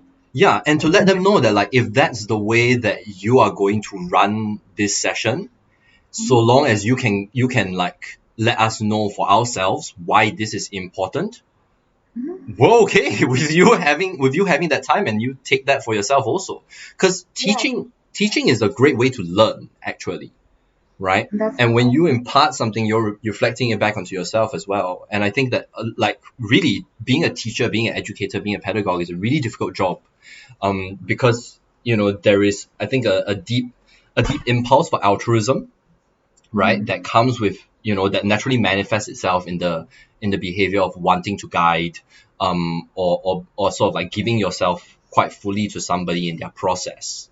Yeah, whether or not the way you've crafted that process is safe or not is a different story, right? And that's a technical thing for the most part. But when you have that impulse to want to do something, it is also your responsibility to make sure that you are well adjusted enough to be able to give that in the best way possible, with the most value possible, that is not going to be at the expense of yourself and, by extension, everybody else underneath your charge. Mm-hmm. Yeah, Yes. that's my stance. Okay. Which actually feeds into, I think, Rosie's question, a little bit here. Uh, Maybe not. Now that I look at it again, but she asked, how would you best advise a vulnerable artist to protect themselves if they feel forced to do something or act a certain way by a larger body of power? I think it does in that regard, in the regard of teachers who are training through institutions, because the institution is the one saying do it, and so maybe it Hmm. does feed in, it does work. Do you want to answer, or shall I go first? No, I think you can take the charge on this one What was it again, so I first. know exactly what I'm saying? How would you best advise a vulnerable artist to protect themselves if they feel forced to do something or act a certain way by a larger body of power? My first instinct is to just say no, but I'm also aware, viscerally and personally aware of how endangered you feel because you panic about whether or not you'll ever work again, because it's a powerful institution and they're connected, and you worry that you saying this thing is wrong will come back on you in a billion ways. Um, my answers can only come from me. My, as was pointed out by Ethan when he talked about the video I put out, I tend Hmm. to unintentionally tell the truth, and it's a gift. I'll call it my gifting because Hmm. I have been beating myself up about it and still doing it. Um, so it's my I tell the truth either by attitude or by vocally expressing it. So then now I'm evolving an instinct of just doing it anyway. My advice is within that institution, there is the person who is your quote unquote line manager. That is the person that you have the relationship with. So it's the director, the casting director, whoever it is. That is the person that you have to speak to. And you have to speak to them person to person, but also aware of the fact that they represent the institution. So whatever it is you say to them crafted in such a way that it cannot be used as a weapon against you. Because as artists, we we are we're freelancers. We're independent contractors, constantly moving from contract to contract. And we're viscerally aware of that, even when we don't articulate it, we know my life is on a knife's edge at all times. So think about what it is that's bothering you. Think about why it's bothering you. Talk to your friends. Rosie, you and I are friends. We can talk about it always. And I talk to you as well. But talk to your friends and find with your friends a way to articulate it without being quote unquote emotional, which I don't know why that's bad, but like it's not bad. It's not. It's human to be emotional, but find a way to craft your argument because find a way to craft it in a way that makes you feel safe, because the issue here is that you don't feel safe. So craft it in a way that makes you feel safe, and take that, the thing that has made you feel safe, and gift it to the other person. Because the issue may not be just the thing. The issue is how it's presented to you and what your options are in the instance. And if the thing is made safe, you may be able to finally do it. And if there is no way to make the thing safe, then everyone has to then reevaluate because you are all human beings in it. An example I will give is, as a woman, there's an actress who has spoken about how, because she's very sexy, she's a very well-known actress, because she's very sexy, she's been encouraged to do loads of love scenes.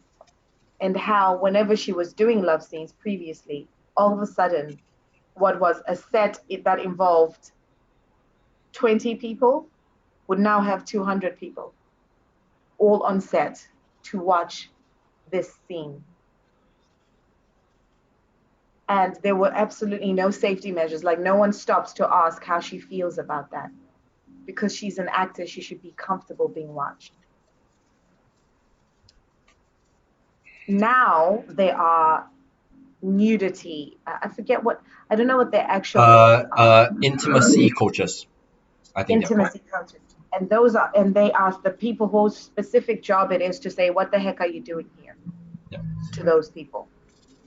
And to actually whittle down the crew in a room to 5 people, including the actors in the scene. Their job is to do that. And how much of a godsend that is. And how grateful I am that those people exist.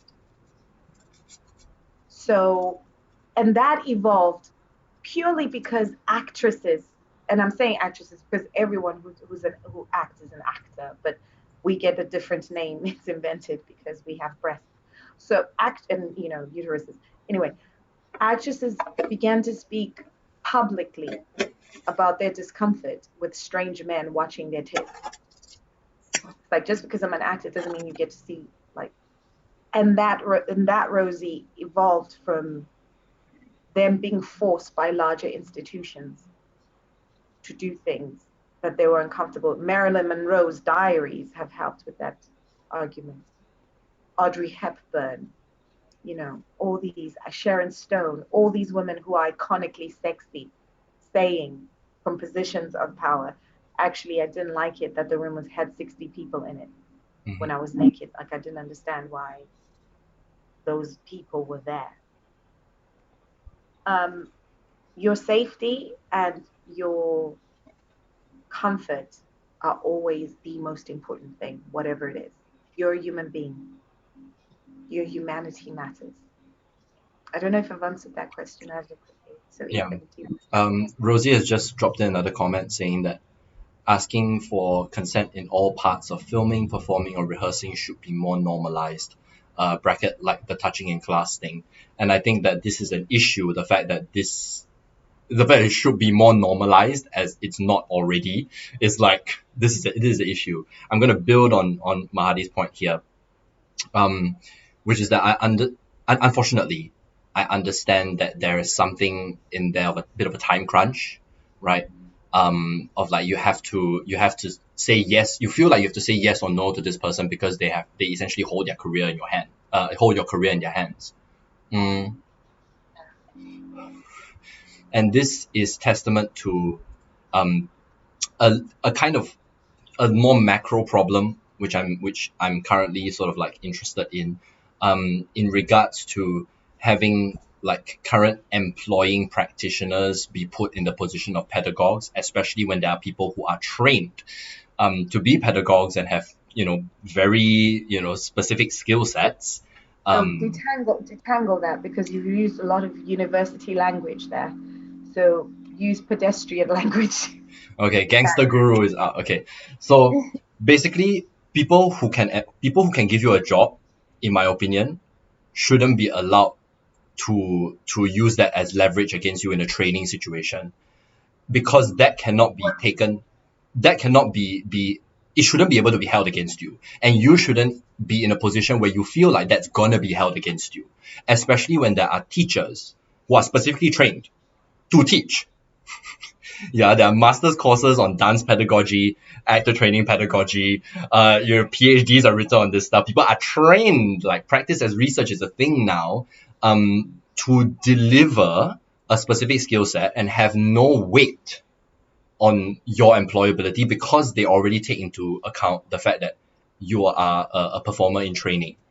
That is by virtue of status alone and skill set alone a good step towards allowing you to know that, okay, I'm in a safe space where I can fuck up.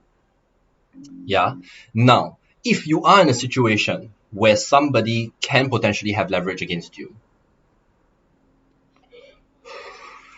okay, because I was in this situation when I was in art school before I came to London, where like my teacher literally destroyed my career locally by spreading shit across the industry, and I can't get a job. I couldn't get a job, right? Because I didn't take into context this thing which I've just told Rosie.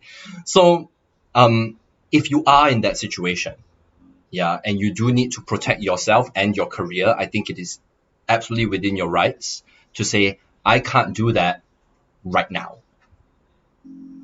Where I am at right now, can't do it. And you can say this for 10 years. You can say this for 20 years. You can say this to your 80, where, I just can't put myself in a position where I can do this right now, and I'm not in that place where I'm able to consent to this, whether it's a love scene or a fight scene or whatever. So there is you are implying that at some point I will be able to do it on the condition that there is a safe enough environment from which I can do this thing that you want me to do. But until you provide that for me, I'm not gonna. And if you're lucky, right, your counterpart might then ask, okay, so what would you need for me to be able to that I can do for you to do this, right? Then you can lay your terms down. Then you have taken agency back. Yeah, and that's really just sort of a practical level of something. Yeah. This feeds into Mahadi's idea of like, just you don't have to say yes to everything. You don't have to be a yes man and put yourself in a low position of power. Now, if this is genuinely something that is something that you want to be able to achieve and you want to be able to do, say for example, if there's like a particular if you're in a particularly harrowing play, for example, or you're in a harrowing performance, and this thing is very emotionally taxing, right? And you know that, okay, there is something inside energetically or emotionally, there is a block there which you want to clear. Then I would say that for the sake of your own development as an artist, then you can look into ways or practices or people that can help you get over that, right? Whether that is going to therapy or is taking up is taking up yoga, as I would advocate, or it's doing something that you love for your own sake, and turning that into a form of self-care to be able to do this thing practically, then that's feeding into your development as an artist. Yeah, because your true practice, understanding for yourself, what do I need to be able to meet the demands that have now been put upon me in a safe way.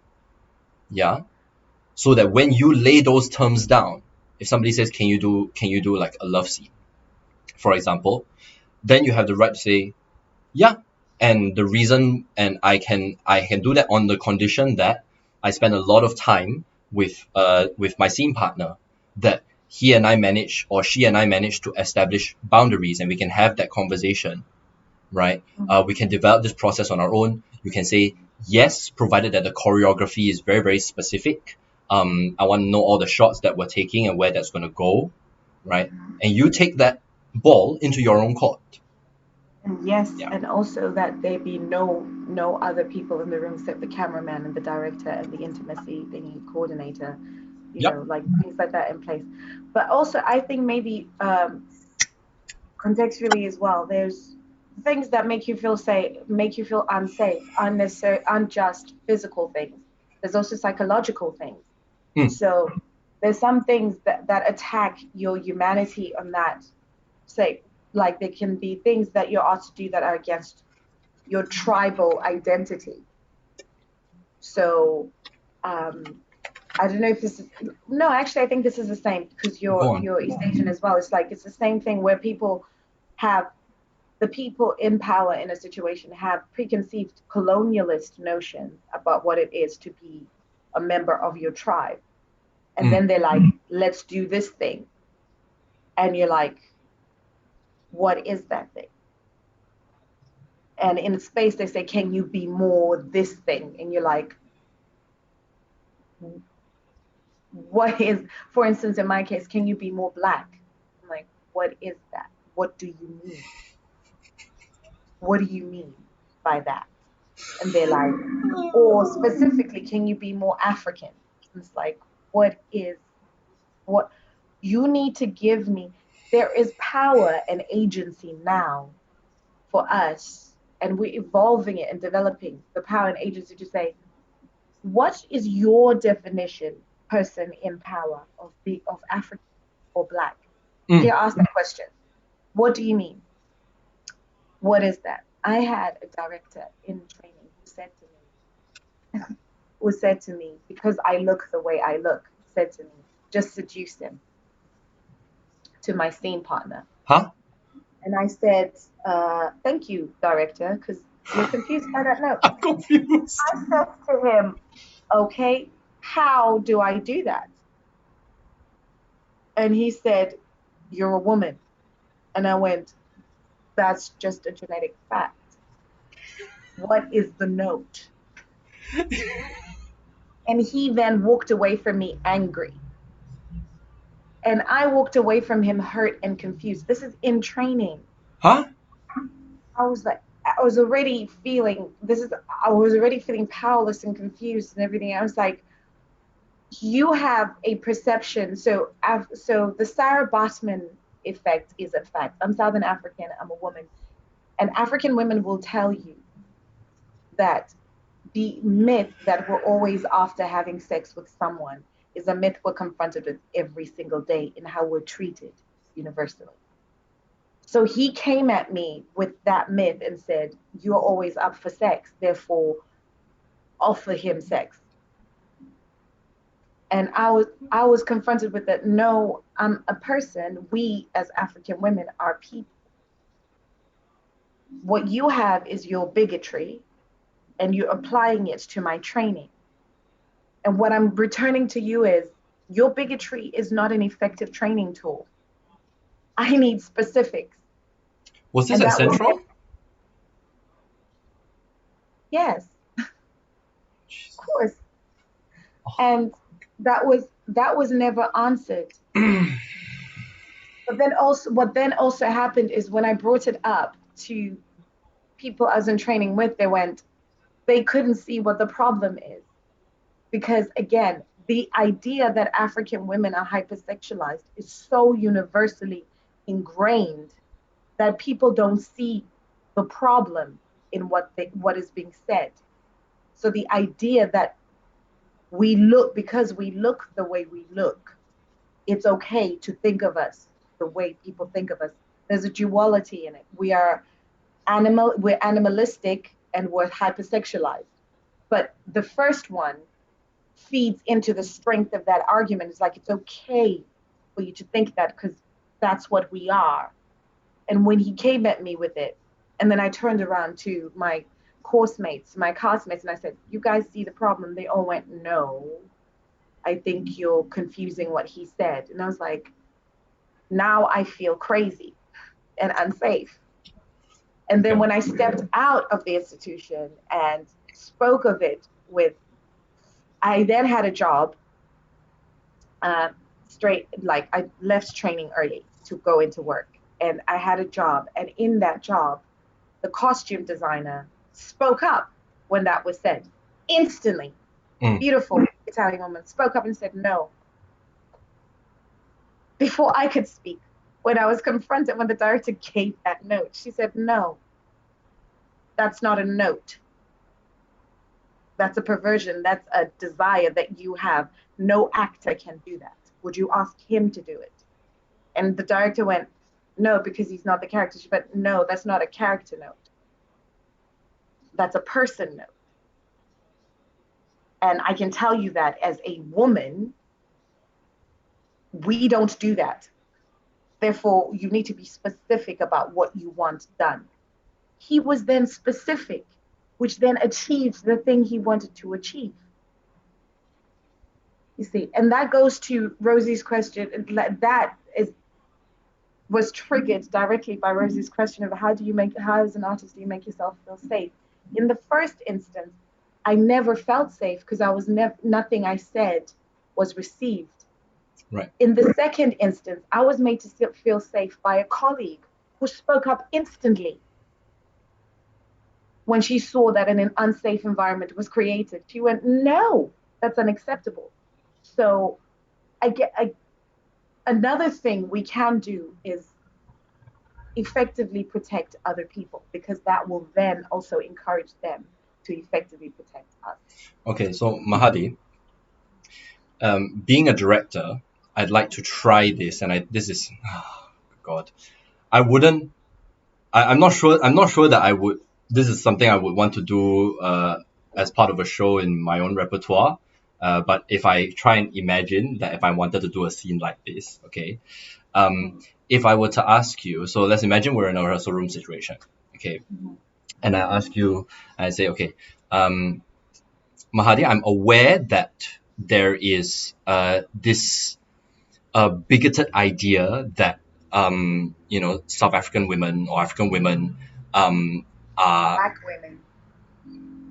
I wouldn't say that, but okay, yeah, okay, that all right.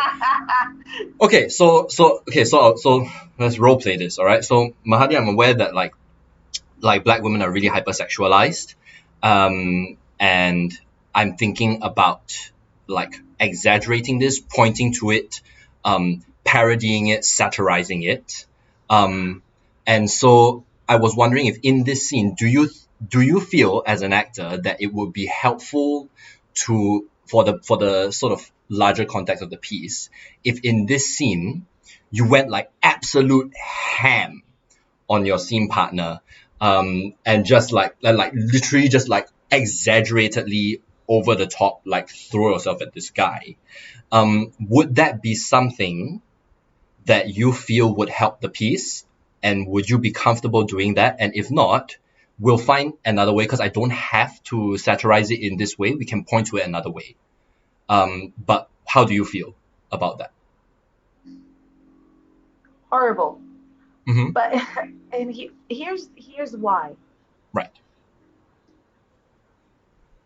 I've yet to read a piece of writing or see a piece of theatre or a piece of art that justified hypersexualization anywhere. Yeah.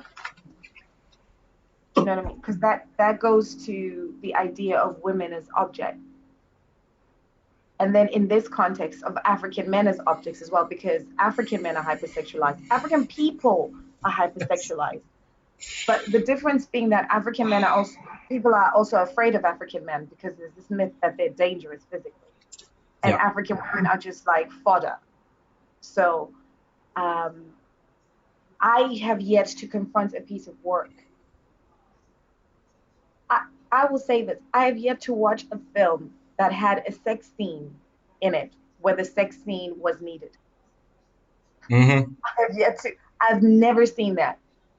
I've never, ever, ever. So, and I've played around in my head because like we talked about the fact that I'm writing and making work now. I've played around with how I would say the same thing in my work that is being said because physical intimacy between people is a fact. Mm-hmm. It's a fact and it's a beautiful part of our interaction as human beings. What I'm saying is, I've yet to see anything where it wasn't just gratuitous. So I'm struggling to, as an artist, I'm struggling to find a way in which that could be done effectively without making it gratuitous. My solution in my work is turning it into a movement piece. Yeah. That's see, I feel weird having gone through that and having to ask that because it's really bizarre. I think that like we have to I think we have to also consider context, right, in which a Mm-hmm. note is being delivered, right? But but like this is why it was really bizarre because like even though as a director, right, I put forward the agency for the actor, in this case you, to make the choice of whether or not you want to do that. Mm-hmm. It's still an uncomfortable request, fam. Like there's always that question of like, isn't there a better way to go about it? And is it actually necessary? And I think that this is something that speaks to this larger sort of body of writing, of source material, and of ways of thinking, right? Mm-hmm. That if a director immediately kind of goes like, okay, that's the way that like, yeah. Thanks, Rosie. Rosie says bracket disclaimer. I didn't think you were weird, Ethan. I know it was role play. Uh, no, but you see, it's like even for me, it's weird because like I don't know. I don't do like this kind of scene in my show. Because It's kind it's of odd. yeah, I I mean, just don't see it as a so here's the choice. thing. Yeah, so here's the thing. Like I said, physical intimacy is a fact of human interaction, and it's a beautiful part. And I'm not I am against advocating the whole, like theater shouldn't talk about, or art shouldn't talk about sex. That's not what I'm advocating. What I'm saying is the way it's done is gratuitous. And Mm-hmm. for me, it lacks imagination. It's like it's easy to say tits on stage because tits on stage sell tickets. Mm-hmm. And this is the thing, it goes back to the all of this work, all of this canon of this type of work goes it hinges on the fact that women are objects and a pretty woman on stage or on screen naked will sell tickets. And it's nothing to do with the actual work, it's everything to do with selling tickets. That's it. And I know that as a pretty woman on stage. Oh, listen to the confidence. I know that as the artist, I know that that's what this is for. This is nothing to do with the piece. So even when a writer writes it, it's like, who do you think is going to, like, who do you expect? Like, as a writer, I have yet to write anything that required my actors be naked on stage. Mm. Like, I wrote a piece inspired by my mom's passing. My mom passed away, and traditionally there's certain things we have to where we do there's certain rituals that we go through when our mothers pass away and our fathers pass away, and I didn't get to do that because I was in England training.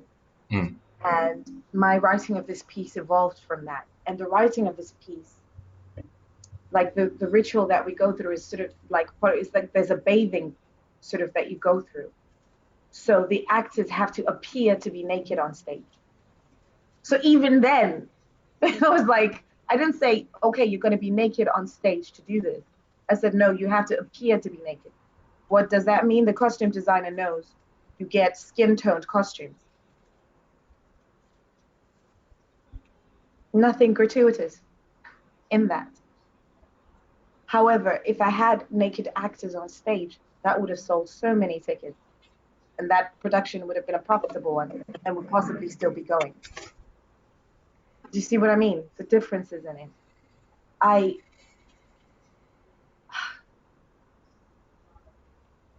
Going back to the initial thing that this the root of what we're discussing, the safety of the artist, the safety of the female artist is only just becoming a consideration. We have to understand that, speaking from the West, in the Western world, women on stage is a new thing because previously it was just men on stage. And the parts played by women were played, the parts that were female characters were played by men. And those men had an understanding of how to keep each other safe and what to do. And then when women joined them on stage, the perception instantly was she is a prostitute and things were done to her. Like journals and diaries of female actors from that time are appalling. But going back to it, like actors who worked in Hollywood at its inception, you listen to what they said, male and female, you listen to how they were treated. It's inhumane. And then, of course, the evolution training practices were evolved specifically for that environment. And when you come into training now, that's evolved specifically for that environment, you're like, I shouldn't be expected to accept a director doing this to me. I'm a human being. And also, quite literally, the law says it's illegal. So if the law recognizes that it is illegal, what in the heck are you, what, how come the training hasn't evolved to recognize that? Do you see what I mean?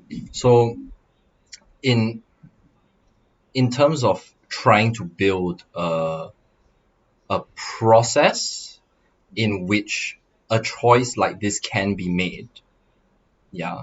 So say for example, this is, do I want to role play that again? Not really. Shit. But like, let's not role play using each other. Let's talk about yeah, it's weird. So okay, but is there, so having said that, like, if it to you lah, right? Would it be would it be acceptable if the decision as a creative decision for, you know, to include a scene of intimacy, to include a scene of extreme violence, of, you know, something that is quite visceral in that sense, right? Visceral and intimate, yeah. Would it be acceptable if the actor themselves, from their own agency, chose that? Yes. By knowing context of the thing. Yes. That's what we, yes. And that's what we're talking about, the safety of the artist. Yes, absolutely. So thinking about like, and any of the work that I've done that has involved me just robing myself. So, and you were you there in drama school? Like when it's like twice. Anyway, it's all come from me. Like remember the response piece I did when I worked with Enoch. Which one was this? We're going into second year.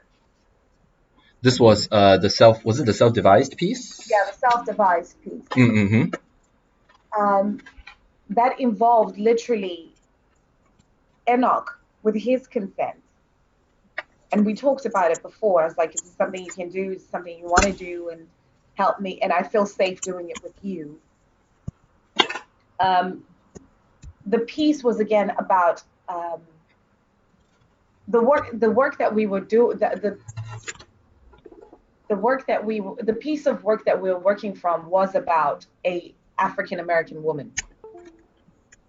and it was written by an African American woman, and she was speaking specifically about the hypersexualization of her body and her life and the character's life.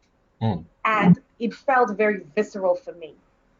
And in my response piece, I was stripped naked on stage in floodlight and stuff like that. And that was me doing that. I created that, and I created the environment in which that felt safe.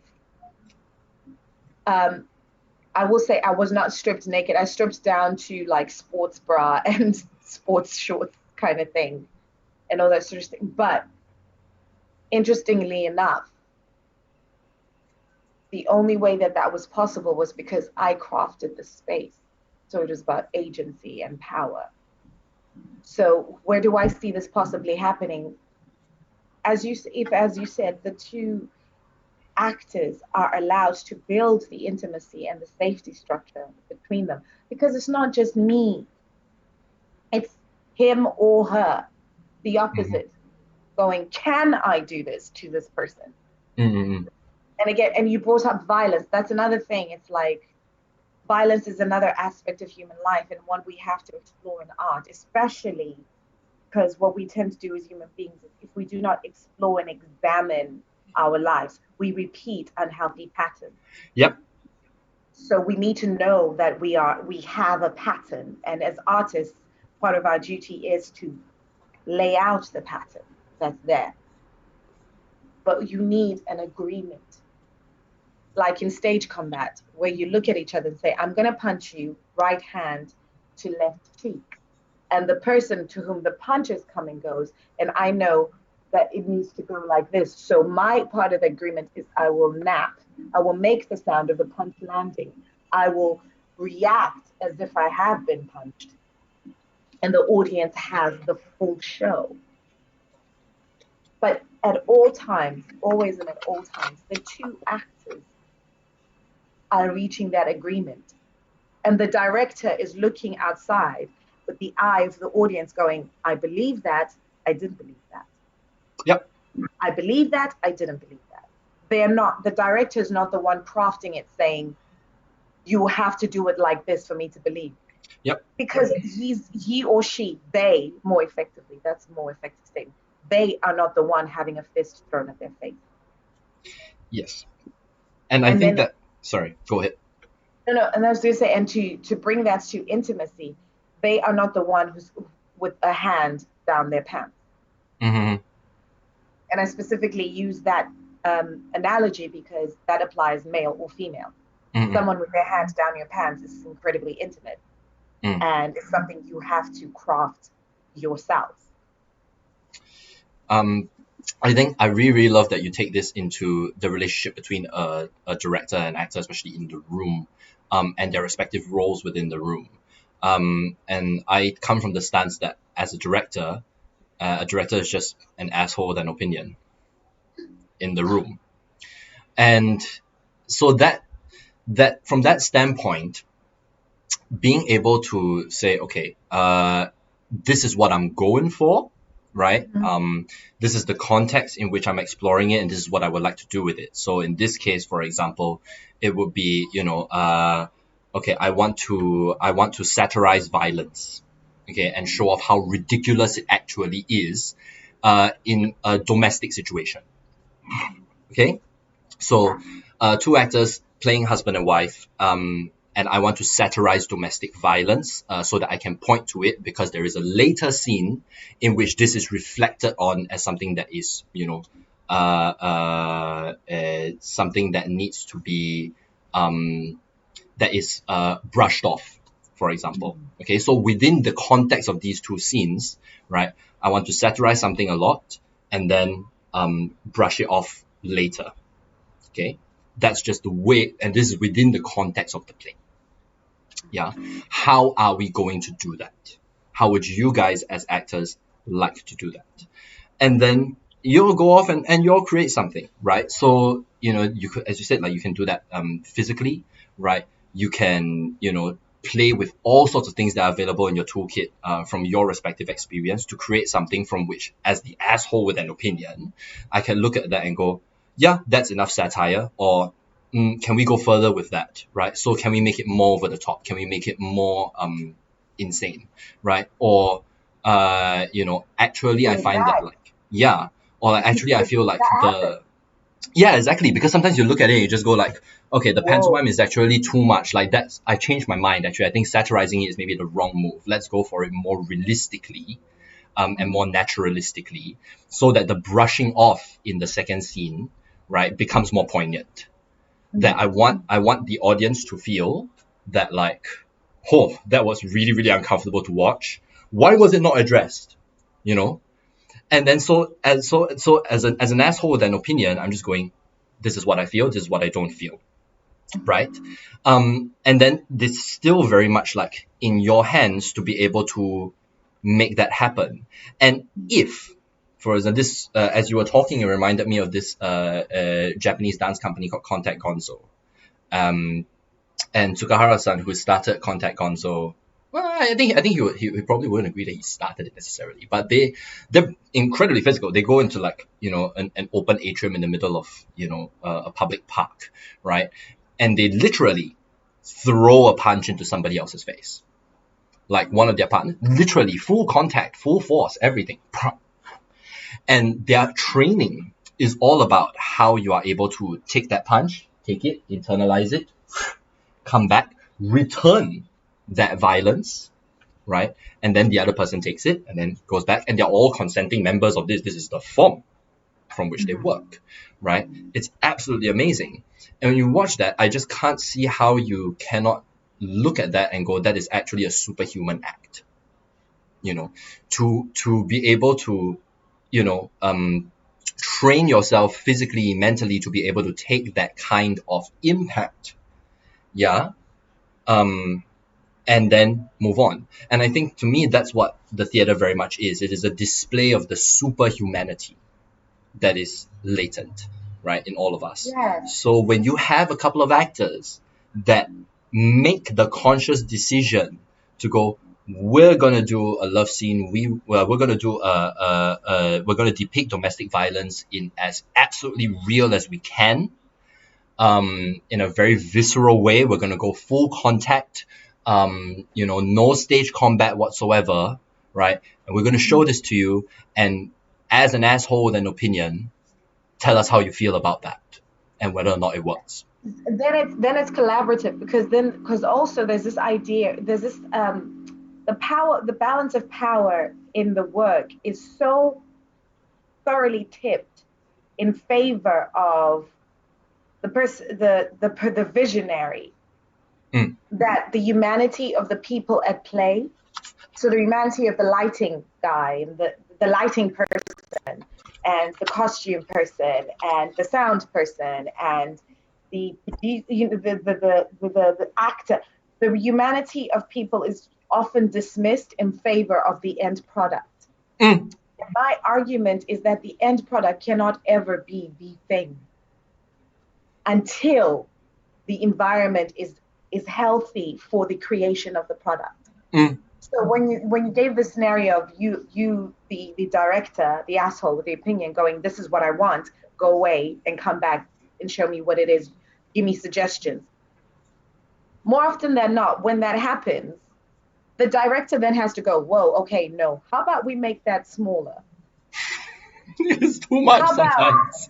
yeah, it's too much. And then because then you have, and then what normally happens is you go away, you come back, and then the director goes, third time, the director goes, okay, these are the beats that I'm looking for. These are the beats that you can craft that around. How does that work in these beats? And then you come back a fourth time, and the director's like, okay, this is and then I'm thinking of like screen work. The director's like, okay, we need a shot of this and a shot of that and a shot of that. Actors who are allowed to collaborate that work with that in mind. Okay, they're going to need a shot of our lips. They're going to need a shot of my hand doing this. They're going to need a shot of this. Okay, this is how we do it. And then you go into it confident. And guess what? The scene sells so intensely that even the director's like, okay, I'm watching something deeply intimate. Now I feel like I'm shooting porn. Let's pull it back. Yeah, yeah. Okay. But that all comes from agency. And that's what we're talking about. Safety is about agency. And we're using all these fancy words to say We are human beings. How about we treat each other with that awareness and that respect? That is my whole argument. That is my whole contention. That is my whole belief system, that we are, when we're born, we are, there's this like, when we're born, we are who we're meant to be. We are. And then we live a certain portion of our lives, and who we're meant to be is taken, ripped apart, stretched, twisted, morphed into someone else. And then if we are blessed, if we are lucky, we reach a point in our lives where we have that realization, this is not who I was meant to be. However it is we craft that statement in ourselves. And then we spend the rest of our lives walking our ways back to who we're always meant to be. And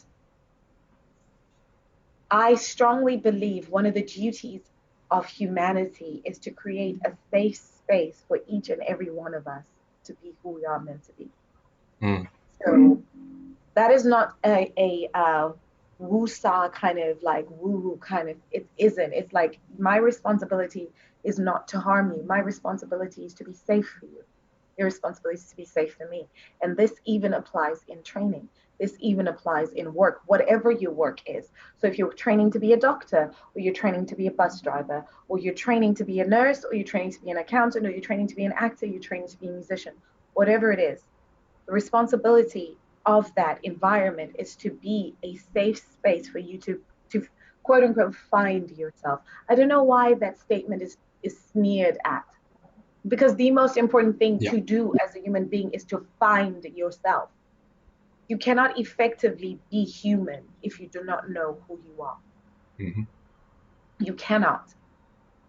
Whether you find yourself at 15 or 5, or you find yourself at 105, that journey has to be as safe as it possibly can be. That is our duty for each other. Because again, the moment I make it safe for you, you automatically, as you said, because empathy, you automatically switch to make it safe for me. And you notice when it's not safe for me. And you go, okay, we can't do that. Why? Because Mogali won't feel comfortable with that. How do you know? Have you asked her? Dude, I feel uncomfortable. Yeah. I'm not going to go in her face, big as I am, and say, do you feel uncomfortable? Like, are you saying we make you feel uncomfortable? I'm not going to do that. What I'm going to do is erase that, so it's not even a discussion. And then if she then, from her autonomy, says, why aren't we doing this? Then it's like, okay, then we can do that. Do you know what I mean? Like, why? That to me is what that's how we should be functioning.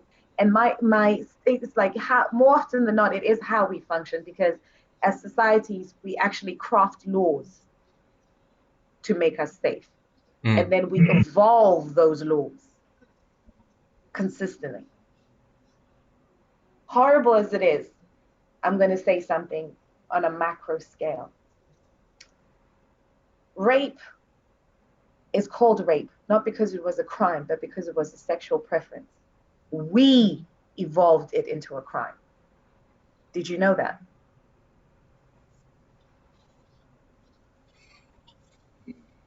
Pedophilia was not a crime. It was a sexual preference. It's called pedophilia because the sexual preference had to be identified. Or this person prefers. We as a society said, no, consent is important. Yes. And therefore we made it a crime. Which is why there are sections of society that go, no, it's a preference. Like, no, consent is an actual thing. That is from the evolution of our understanding. Actually, your person matters. Who you are, your safety matters, and an environment in which you are safe matters. Therefore, this person with their preference cannot infringe on your safety. So it is now illegal. It's a concretization of the society's collective decision around an issue. Yes. So that mentality feeds into everything that we do as human beings, because you are a human being in society, and you're a human being in the rehearsal room, and you're a human being in the operating theater, you're a human being in the bus, you're a human being on the street, you're a human being always. Yes. That sort of mentality, that state of awareness and being applies consistently, whether you're the pedagogue yourself or you're someone who's coming to learn the Mm-hmm. pedagogy. It applies. And rules have to be in place, because unfortunately, what also applies is the reason why it has to be a law is there are people who absolutely do not care about the safety of the other. Mm-hmm. And there are certain environments that allow for that lack of care to thrive. Yeah, and it made it worthy of criminalization. Yes, yes, but also rewarded it.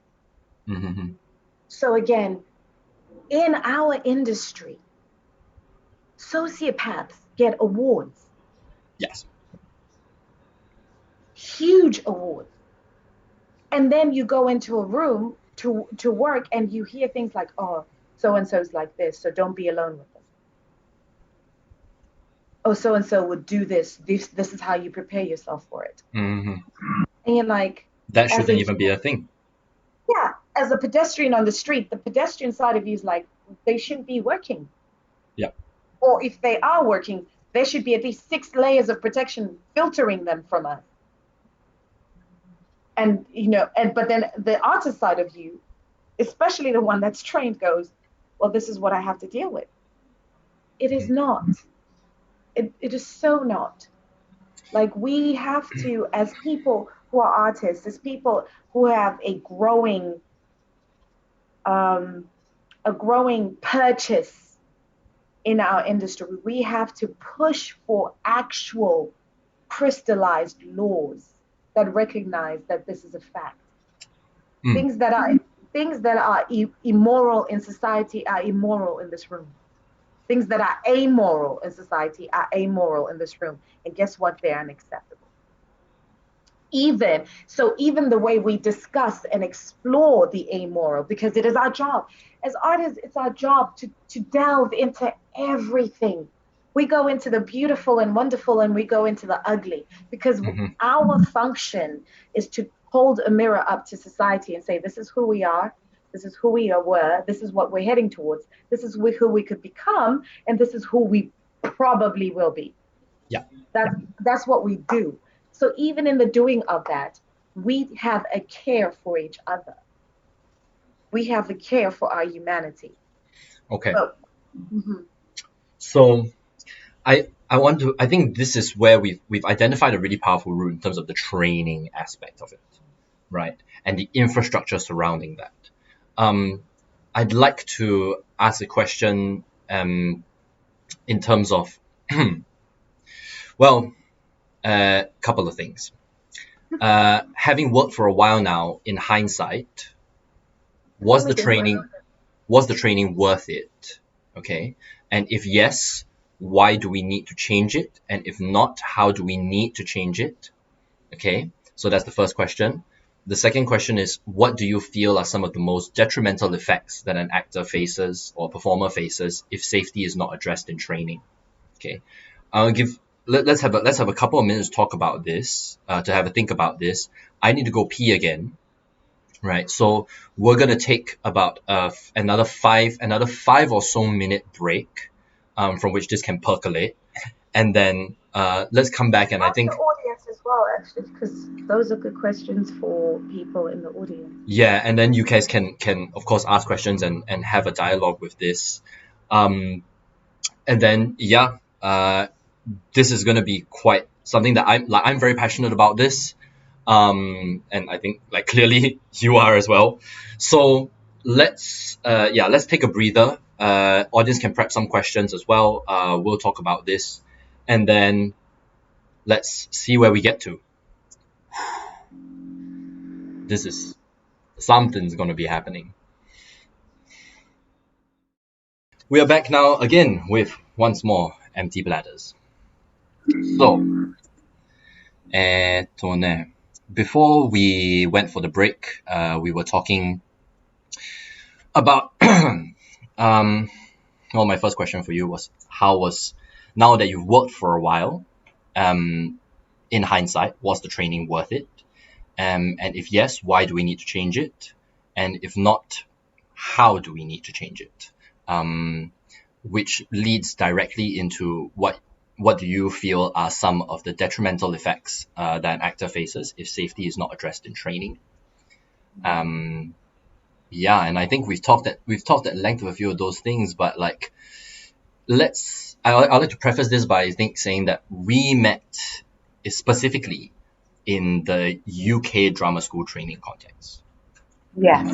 But we are both blessed enough that you came from you trained in the South and in the West, and I had previously trained in the East and then moved to the West. So we can have like a three-way kind of compare and contrast about these issues. So yeah, having worked for a while, was it worth it? First of all, I haven't worked for a while. I'm still a baby actor. It's like there's 50 years of work ahead of me. So technically, I'm not even a toddler. Well, more than 50 years, by God's grace. But like, was it worth it? I think all training is worth it in that if you want to do something, you want to become skilled at it, personally. Because discipline in your craft, whatever your craft is, allows you to then become undisciplined. That's my perception of it. So in that regard, what do we need to change about? But then also I will say that training in any craft never ends. Mm-hmm. I have friends who went to medical school and are now qualified surgeons and are still training every year. Because there's always something new you need to learn. And also you can always improve what you already know. I use that as an example because I was horrified when I found out. It's like, wait, I thought you became a doctor and that was it. Like, nah, mate, you have to, like, legally, they have to keep getting like training. And if they stop, they have to stop working. That's fascinating for me. So, so going to drama school or learning on the job is essential as far as I'm concerned. What do we need to change? Essentially, we need to change the power dynamics at play in training. We need to, and first of all, the artists, the people in this structure need to benefit from that. And also, I believe the audience benefits more from artists that are healthy and working than they do from artists that are unhealthy and are desperate in their work. Mm-hmm. So we need to change the structures that are in place that allow for that. So both in the training institutions themselves, or like the centers or the workshops, whatever that training entails, and also in the actual working industry. We are the industry, so we can change the industry. Safety has to be of paramount importance. Consent has to be of paramount importance. And also, we need to go back to the very fundamental idea that what we're doing is collaborating together to create a thing. Because that's been lost. We have actual institutions that fund the products that we make. And because of that, there's sort of like we bow to the altar of them. Whereas what needs to happen is a more collaborative understanding from them is we want the product, all we have is A, the money to help you make it, and B, the distribution potential. So what do you bring to the table? Like, we bring the idea and the ability to do. So actually, it's a collaboration. You have the money, you have the distribution, we have the idea, and we have the skill. Let's combine our skills and boom, go, let's do the thing. It's always, the fact of the matter is it's always a collaboration, but it's not treated like a collaboration. It's treated like someone is doing someone else a favor. Which is consistently and persistently about power plays. And that comes from it comes from the unhealthy idea that being able to dominate another human being therefore makes you powerful in and of yourself, but it It's an doesn't. illusion. Yeah. It's an illusion. It's an absolute illusion. Ask people who have literal power. Ask a parent who has actual power over their child whether or not they feel powerful. Because giving birth to someone or taking someone in under your umbrella is literally having power over them. But if your friend, like I have friends who are parents, and the conversations we have about how vulnerable and frightened they feel about being in charge of another human being. So the idea of power over another is an illusion. I will go a step further and say that power is not transferable. I think that is a healthier, like for my practice as a person, right? Power is non-transferable. It's whether you use it or not. And I think that if you're in a creative situation and you decide to use your power, right, to influence something in the act of the creation, yeah, it's we cannot be thinking about, oh, I give my power to this person. No, you're exerting your power in the room to make something happen. And just because you agree to something that someone else suggested, you ain't losing power. You are exerting your power in a different form, right, that has been suggested by somebody else. And I think that the more that we move towards thinking about power less as a commodity and more as a resource, we would take better care of ourselves, for one, right? How much power do I have to influence things in my reality today? And how much can I afford to spend on something? How much of this resource can I afford to spend in something in this 24 hours of time that I'm awake to make something happen? And is it worth it? Is it going to help move towards the goal that, we're trying to get to ultimately? Yeah. And I'll flip it around, speaking of like dynamics as an artist and as a person in the world. We know instinctively as human beings that power is non-transferable, which is why people who are quote unquote in power work so hard to suppress the people they quote unquote have power over. Because they know that that person can withdraw their attention, and all of a sudden the illusion of their power falls. They're literally sitting or standing on air. So then they put in place structures and systems that feel like a more secure thing to stand on. And then we all either fall in line or become terrorists to their power, or to their, you know what I mean? I think it has to do with a tunnel visioning or a hyper focusing on where you want to exert your power. So in say the case of like a dance recital, right, or you have an assessment, right? Drama UK loves their metrics, right? So there is this question of like, okay, there is this assessment that you're supposed to hit, and this criteria. Okay, so that for the student, right, for the actor in training becomes, oh, that's the thing that I hyper focus on. That's where I want to put my power. I want to put my power in this movement piece. I want to put my power into, this song that I have to sing on that day for this assessment, right?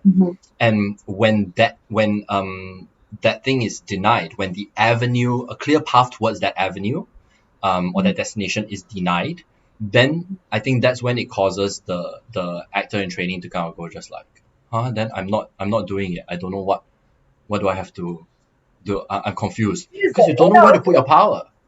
No, it's confusing because someone puts in place a set of rules and says this is how it's done, and then they don't follow them.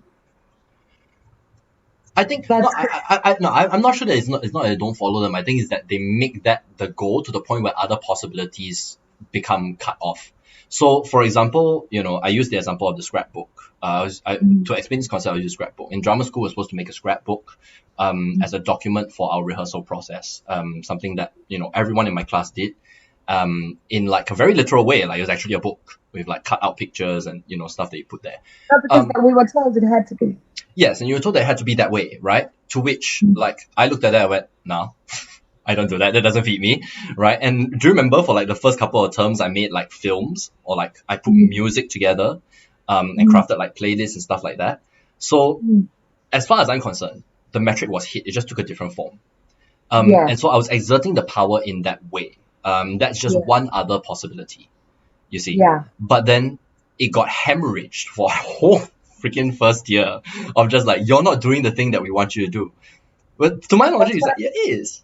You know what I mean? And I think that artists have a talent to find that thing, and it would be a the thing, crime. and that's what I mean. And I think that's what I mean by they don't follow them. So they say do the thing, and then they don't follow. That's what I mean by Oh, if you okay, read okay. the rule, you don't follow it. It's confusing Okay, because okay.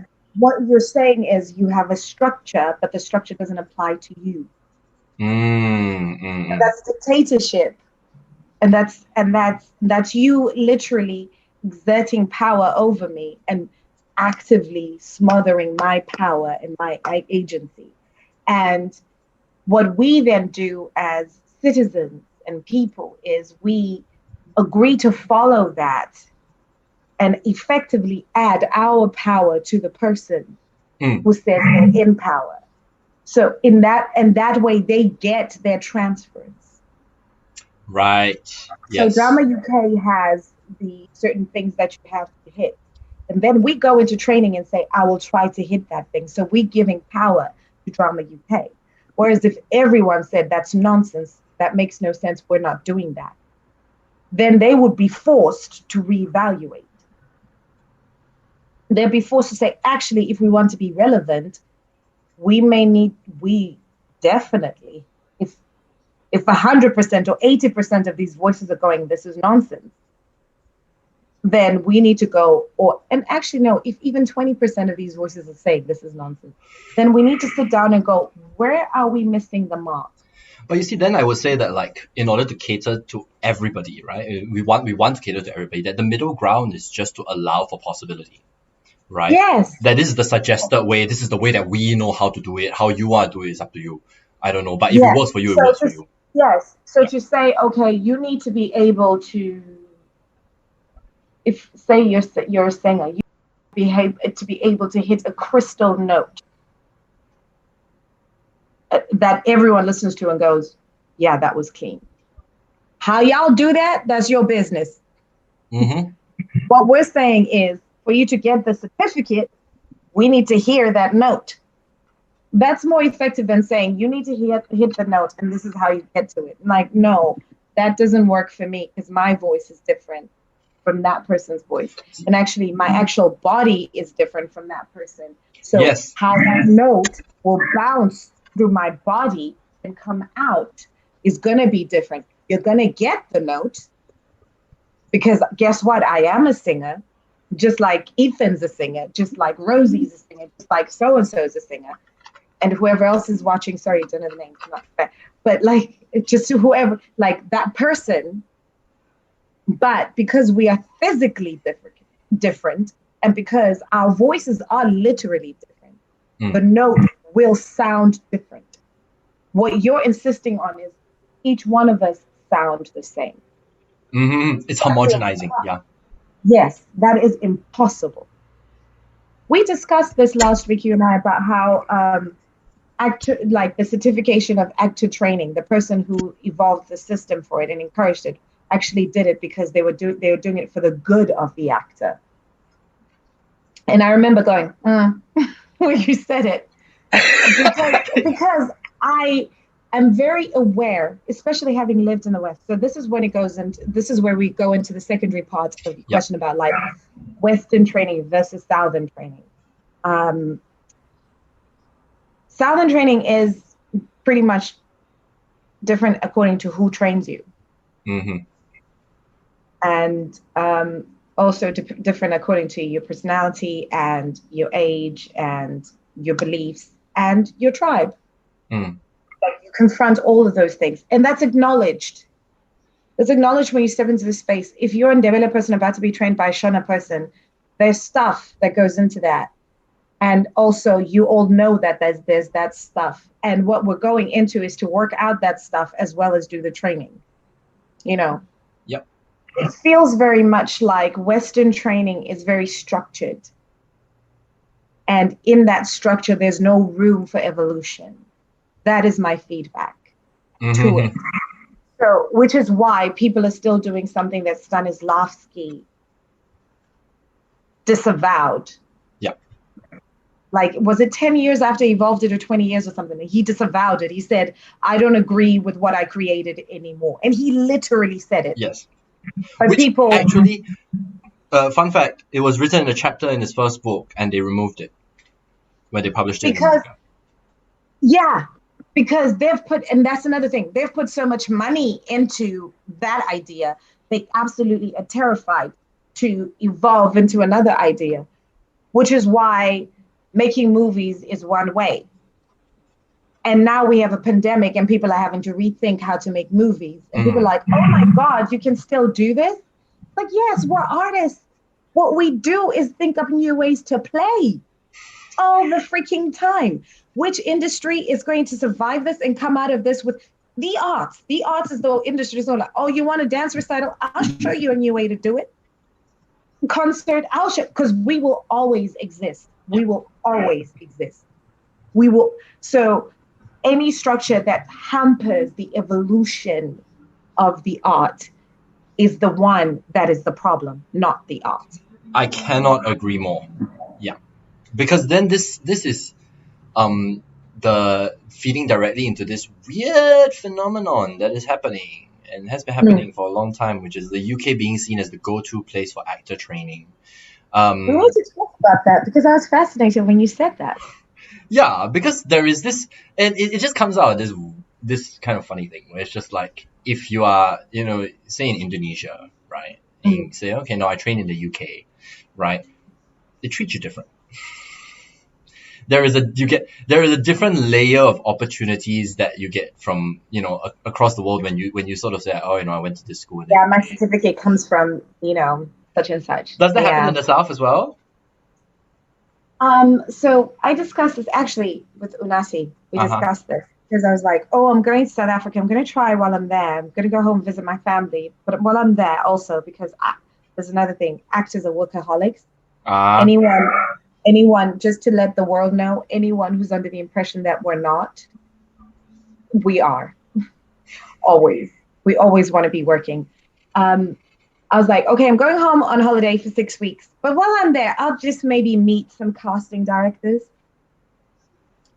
And Unati sat me down and had she's like, well, do you know someone over there? And I was like, I kind of do. She's like, okay, then have that person tell people that you've been in the UK and you trained there.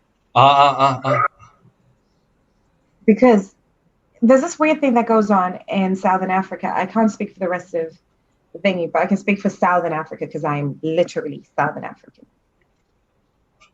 So we are the children and grandchildren of revolutionaries. So there's this hatred of Western powers that's visceral, and the idea of Western dominance. There's this simultaneous self-colonization that goes on where people are like, well, if they approve, then you must be good. Yes, exactly the same. Yeah. So it's this weird duality of you go into the room knowing the person is curling their lip at the fact that you left your culture. And they're like, how dare you? You're denying yourself. I've literally been at the airport and had someone hear me speak and say good morning or good evening, depending on what time the flight arrives. I like to arrive in the morning so I can, it's like, okay, good morning. And they're like, well, good morning. And they look at me. You can't make a judgment on where someone's from just by their appearance. No one knows that better than Africans. So they open my passport. First, I hand them the passport. It's a British passport. Yeah. They open the passport. That's a very South African name. Mogali Masuku is very Southern African. Country of origin is a very African country. Why is your passport British? Yes. Why is your passport British? Because I have multiple citizenship. I have it's. Oh, did you get naturalized as a citizen in the UK? Yeah, I've got naturalized. Right. in like, so, and since Brexit, I pick which passport serves me best. Well, even before Brexit. But anyway, like they go, Sissy, what's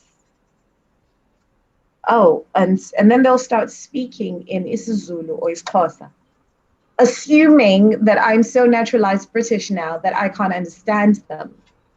They'll say something snide and then call the person over the other side to throw something snide over there and curl their lip. And then when I'm leaving, I go, I'm yeah, well, I call you with a perfect accent. And then they go, but my people being my people, no sense of shame at all. Would be like, so you speak. Oh, well, then this should be so comfortable for you because we were worried. We thought you'd lost yourself. So you confront that when you go into training at home and to work at home, as well as you confront the very reality that the only reason why I got this audition was because my training and my current work is mostly in the United Kingdom. Mm-hmm. And it's a thing. Like the fact that series that are being cast for South Africa are being cast in Britain and in America, but it's for a South African show or South African film. That's a thing. Like, I mean, the only difference, the conversation about that has been going on for a while, and now there's like a remake of the series about Ushaga, and I can't even get in for an audition for that because they want South African actors. But then also that's to do with the casting director. The casting director is very specific about who they'll give work to, and they have friends they'll give work to. And that's another problem at home that Britain sort of solved for me because no one knows me and I can go into any room and not be known. But I also simultaneously don't have any friends who are powerful who can give me jobs.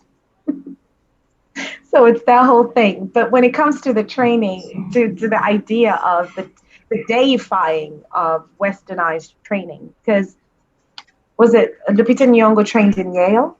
He's trained at Yale, and she's a Kenyan actor. She trained at Yale and went back to Kenya and started making films in Kenya. It's like, but can I just make films now here at home? No, it gives you the agency that you can't get, because what we have to admit here and on this forum is there's a lot of like nepotism that goes on in our industry. Yeah. A heck of a lot of nepotism. And so it makes it hard to break into the industry. And one of the ways you can break into the industry, one of the acknowledged ways to break into the industry is to go away somewhere where that is a perceived power and come back and say, they like me. Yeah. Therefore. Yeah, you leave to gain the clout and you come back. Yeah. But that comes from specific, it's a really interesting thing. It's like really interesting that it's the colonized who are doing it, not the colonizer. Like the colonizer doesn't need to do it anymore. It's the colonized that are doing it to themselves. It's really, really interesting. It's like it's what my English teacher called a slave mentality. It's where you no longer need to be in shackles. Your mind is shackled. Kind of. Yeah, so you can have freedom to a point. Yes. But it's like, and also it's when it's become, the slavery then has become so effective that they no longer need to expend the tools. So wasting power and finances and resources in ensuring that you know your place. You know your place. Yeah. Like your place is to worship at that altar. And we worship at that altar in so many different, like the global standard of beauty is European. And we have people mutilating themselves to become more European in both our cultures. Yep. And that comes distinctly, that is a very, very distinct result of being colonized. Yeah. So, does that answer that question? Yes, it does. If it's this idea of self-colonization or white is right, I think Mhm. that's am I saying that right? White is right. Yeah, White is Um, right. And it's an illusion because I think like if I'm honest, dude, having trained in the UK for 2 years, right? It's really not that big a deal. Genuinely not that big a deal. it's not. It's different. The thing is, it's like it's the same difference as going to a really expensive private school and going to a really good government school. And Do you know what I mean? depending on what country you're from, like the Yeah. discrepancy between those two things can be quite large. But I think that like But the if you training, no, it's the resources are different. yeah. The training itself isn't. Mm-hmm. So, because I went to school in Bulawayo in Zimbabwe, and I went to a very, very good government school. Mm-hmm. And I have cousins who went to private schools, very good private schools. We speak exactly the same way. We had exactly the same training. Mm-hmm. However, they could take helicopters to go somewhere. They took private planes to go somewhere. They went skiing on holiday. I didn't. That's the difference. The difference the difference is access. So when you go to the private school, you now have access to the halls of power. My access is different. I then have to work harder for Yeah. access. But guess what? When I get to the place, I am as ready as they are because the training is about getting you ready. So what you need to do is make sure as an institution, as a pedagogue, as whatever, you are really good at getting people ready. I That's would the say only that like thing.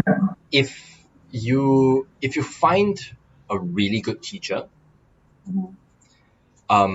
inside or outside the institution, it's Yeah. not gonna matter.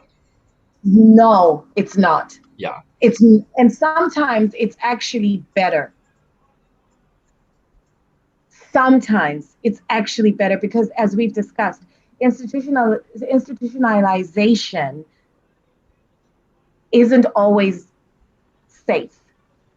Yes. Whereas if you find a good teacher, it's one on one, it's the two of you. Like my Buto teacher was my friend, and we both know Buto is not a friendly thing. Yes. And it was painful and ugly and beautiful and wonderful and tough. And even in the explorations, I always felt safe. No, I can second that with my Buto teacher as well. Yeah. Me and Tamaki's Buto. It really comes down all the way to personal relationship. And I think that when it comes down to the institution comes with, as we all know, it comes with certain rules, right? And Yeah. those rules form themselves into this thing called professional distance, which Mm-hmm. which I think is in place for some degree of safety, but Yeah. at the expense of the personal aspect of the training. Yeah. Which I think is harmful. And I think that at the end of the day, it's kind of a weird way of saying that, oh, okay, so we have this infrastructure in place to stop toxic, evil people from damaging actors in training and students, but at the same time, you're hemorrhaging their ability to do their job. And I will argue that, like, instead of putting in mandates for professional distance, you just need to properly vet and assess and train people to be able to do well in the professional aspects and the technical aspects and be able to guide these people, these who have, are just on the journey of figuring stuff out, and making sure that they hit all of the deeper aspects of the training that will allow them to get that value. Nepotism is in direct contradiction to that, because Yes. the fella that graduated 5 years ago, 10 years ago, right, and has never been trained as a pedagogue, doesn't understand how to work with people on that level of development, has no business to teach that, right? Somebody who graduated from, like, you wouldn't trust a doctor in that regard. You get what I mean? Like, if you go I to was just a saying surgeon, that. right? Like, yeah, so I'm leaping off of that. Like, if you go to a doctor, right, and they're relatively new, right, you go, okay, I'm not quite sure. But if you have, like, a surgeon, for example, who has a perfect track record and has like 50 years of experience, and is able to assess you quite immediately and accurately and simply in a way that you understand and makes you feel safe to say yes to the surgery, you say okay, as opposed to, like, someone from, like, like 20 something, like, I'm not quite sure what But this is, we'll try to remove that and see if that works. Like, you know what? No matter their level of skill. So and using that as an example, those people never work alone. mm-hmm, They always have a surgeon of 20 years experience or whatever level of to experience guide. who comes in and says, okay, I'm there to supervise. This person's going to leave, but don't Yes. worry, I'm here. They're learning on the job because they have to in order for them to have. Yes. But don't worry, I will be there every step of the way. That person with the 20 years of experience, 30 years of experience, 50 years, is there for both of us to feel safe. For the new doctor, the new surgeon, and for me. And them saying that makes the new doctor go, yeah, thanks, because I could miss. I know that way I can't make a mistake. I Yes. won't. You will see it. And then also, or if I'm being too arrogant, you top that off. And also the patient can say, okay, I'm happy to give you a chance to learn because we are. We're human beings. We're empathetic. Absolutely. And also there's the aspect of us that can be like, yeah, I was his first patient. There's the aspect. And then also, yeah, I'm happy to do that because so and so is here who's going to be like, actually, it's the exact same way in actor training or in artist training generally. It's like, I cannot turn around. I literally graduated 3 years ago. I cannot turn around, but I've been dancing. Here's the thing, going back to the dance session. So I've been dancing professionally since I was 3. And by dancing professionally as a paid dancer since I was 3. I have only now worked myself to saying I am teaching dance. I'm trained in various styles. I've had various instructors, all of whom were very strict on me and very, very diligent in their helping of me to craft my art.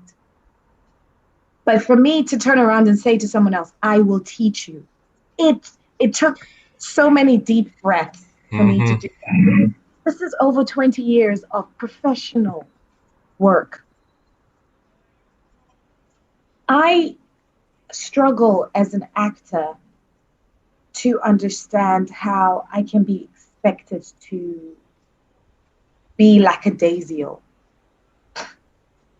when it comes to actor training. Because, like I said, the thing that we do for me is so ephemeral. Ephemeral. Ephemeral? No. The Ephemeral. ephemeral, yeah, but also ephemeral. I What's chose the that word difference? very carefully. What's the difference? Ephemeral means wispy, but ephemeris means frothy Oh, okay. and wispy. So I want that image in the head, like frothy and wispy, that we cannot collect it into a thing and say, right, this is what you do. Yeah. So, which is why there's so many ways in which you can effectively do it. Which is why it's wonderful to have your tool and Chekhov and Durisani and all these different kinds of tools in my toolbox if I am speaking as a person who's like, and then I can say in a specific moment, okay, that thing that I know to do isn't working here. What can work? What do I know? What do I know? What do I know? Turn the pages in my mind. Yes. And then do it, try, because that's what we do. As an actor, let me tell you, as an actor, what I do.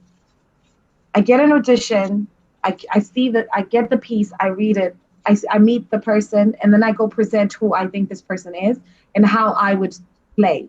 I go play in a room for 2 minutes or 5 minutes or however long. Some auditions are over an hour long. You get to really play. and they see how you take direction, da da da da da.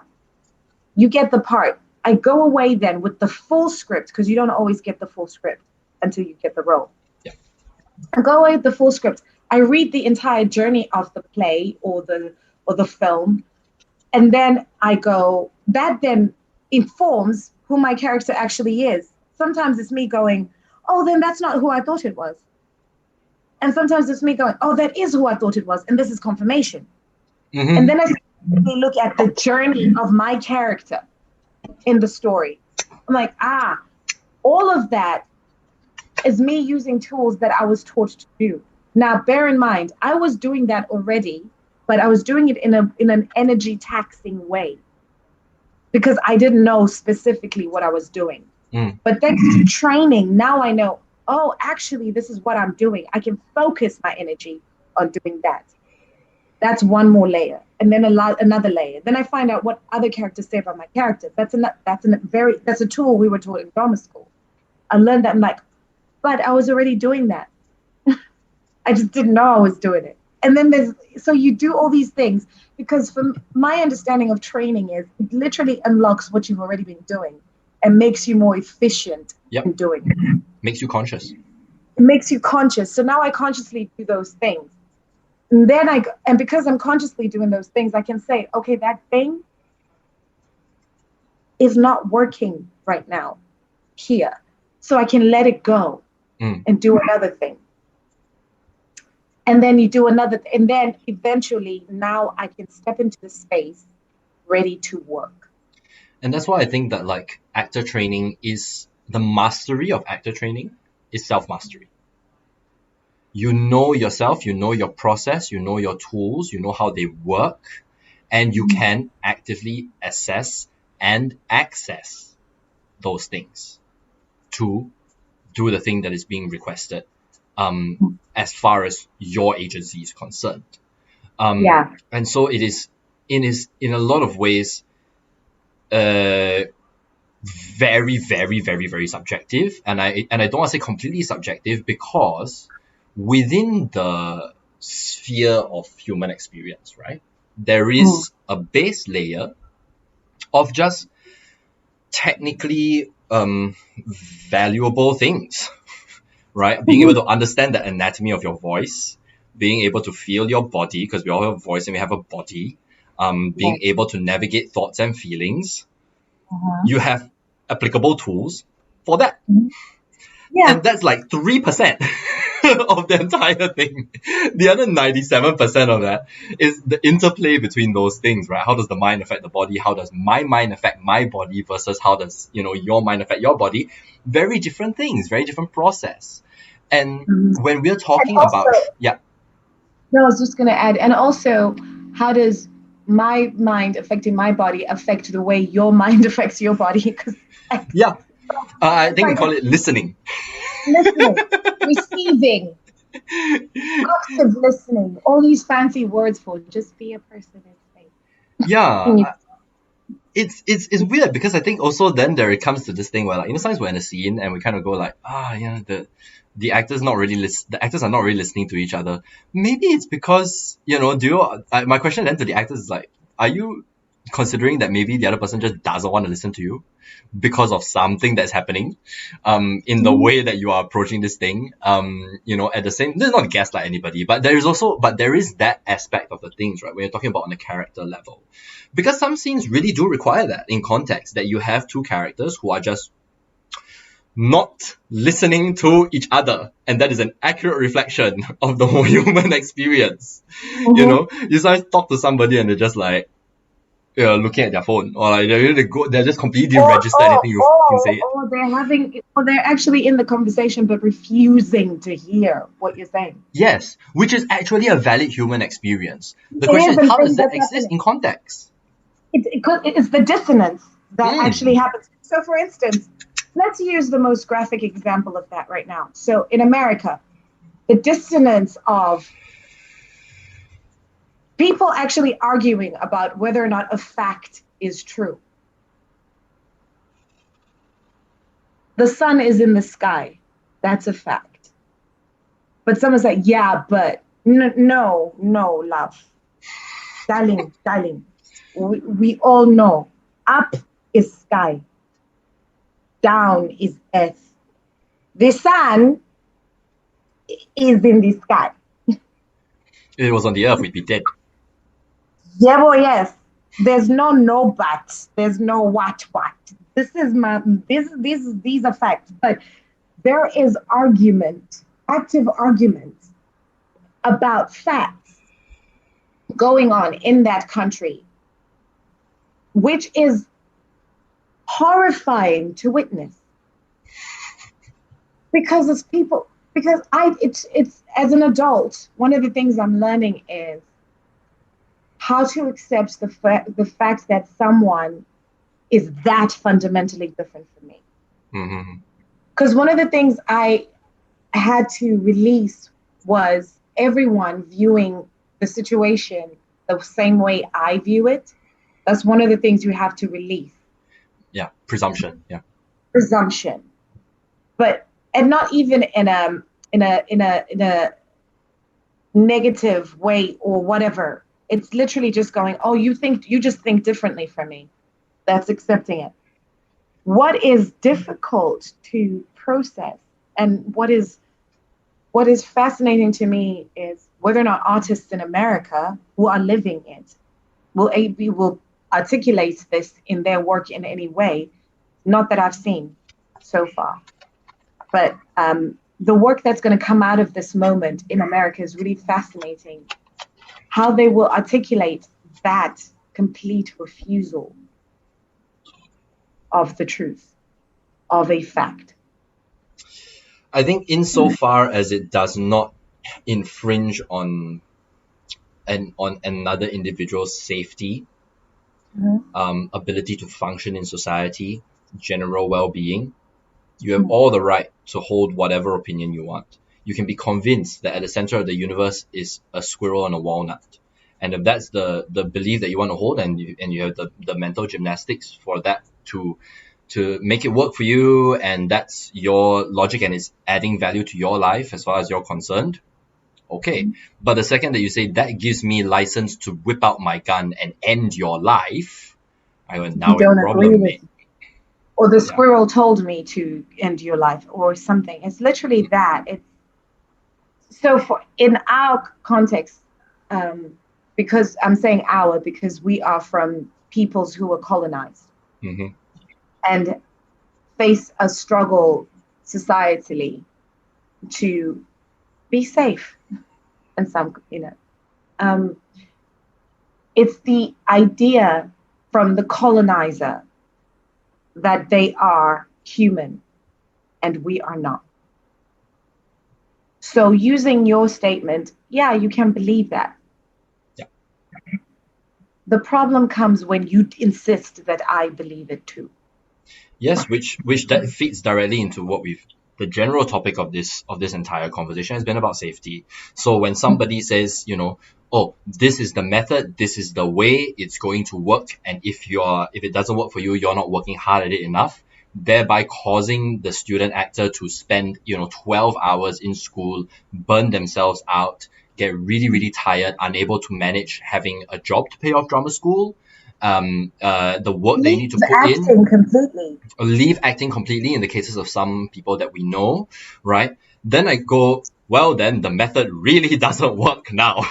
It's gone beyond that level of just like, all right, it's a thing that if you try it doesn't work for you, it's fine. No, this is actively damaging your life.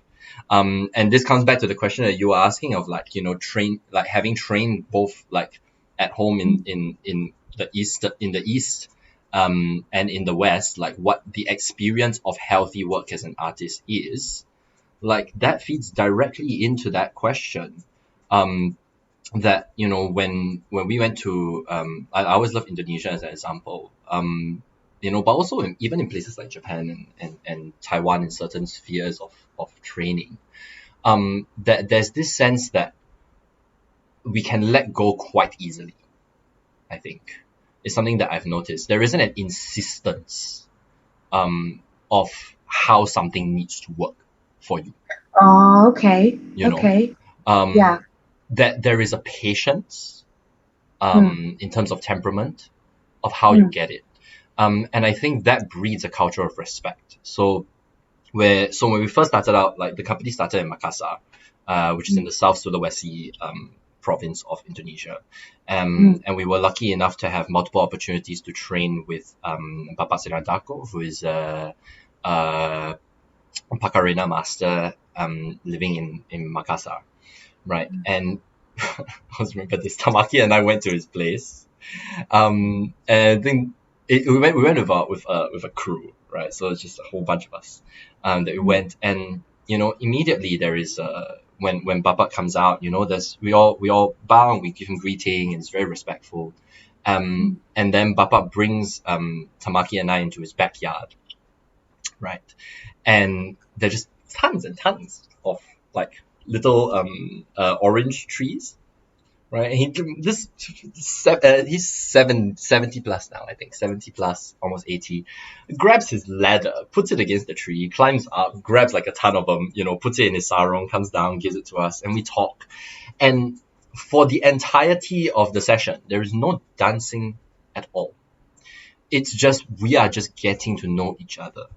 And the next time that we come and we're dancing, he will give the same notes over and over again.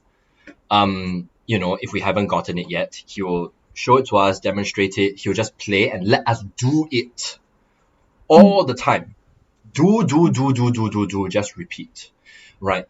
And there is a patience in that he's in no rush for anybody to become a Pakarena dancer. No rush, right? Which partially comes from the fact that people are doing this outside of the institutionalized metric. 3 years, get a degree, get an agent, get a job, go out, do something. We put it on the TV and we say that you came from this school. There's none of that shit, none of that stuff, right? And the amount of space that a person receives from having the time to indulge and repeat something until their body gets it, their mind gets it, is stuff that is priceless. You cannot put a grade on it. You cannot put anything on it. And once you get it, my God, that's when you have respect. It never goes away because then it's a gift. And that's when you get respect for the teacher. They are in no rush to earn it from you. You're in no rush to give it to them. You get it. You get the value. You give the respect. Yes. I think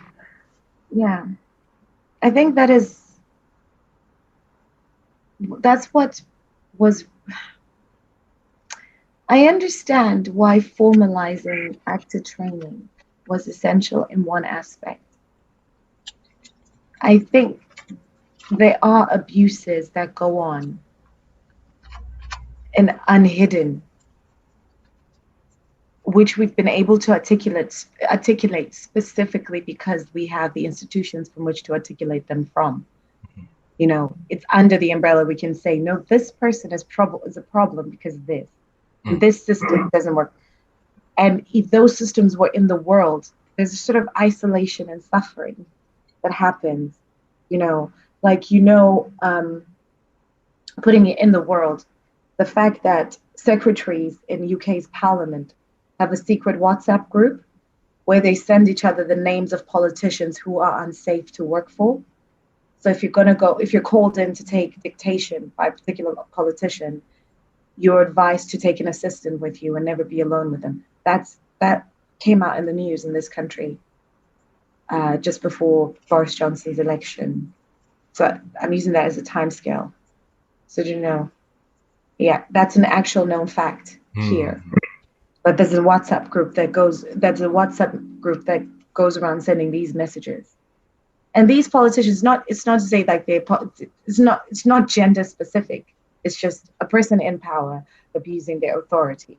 And I'm using that as an example to say we have similar things in our industry where we sit down and we spend a lot of time figuring out who is safe to talk to, who is safe to be open with.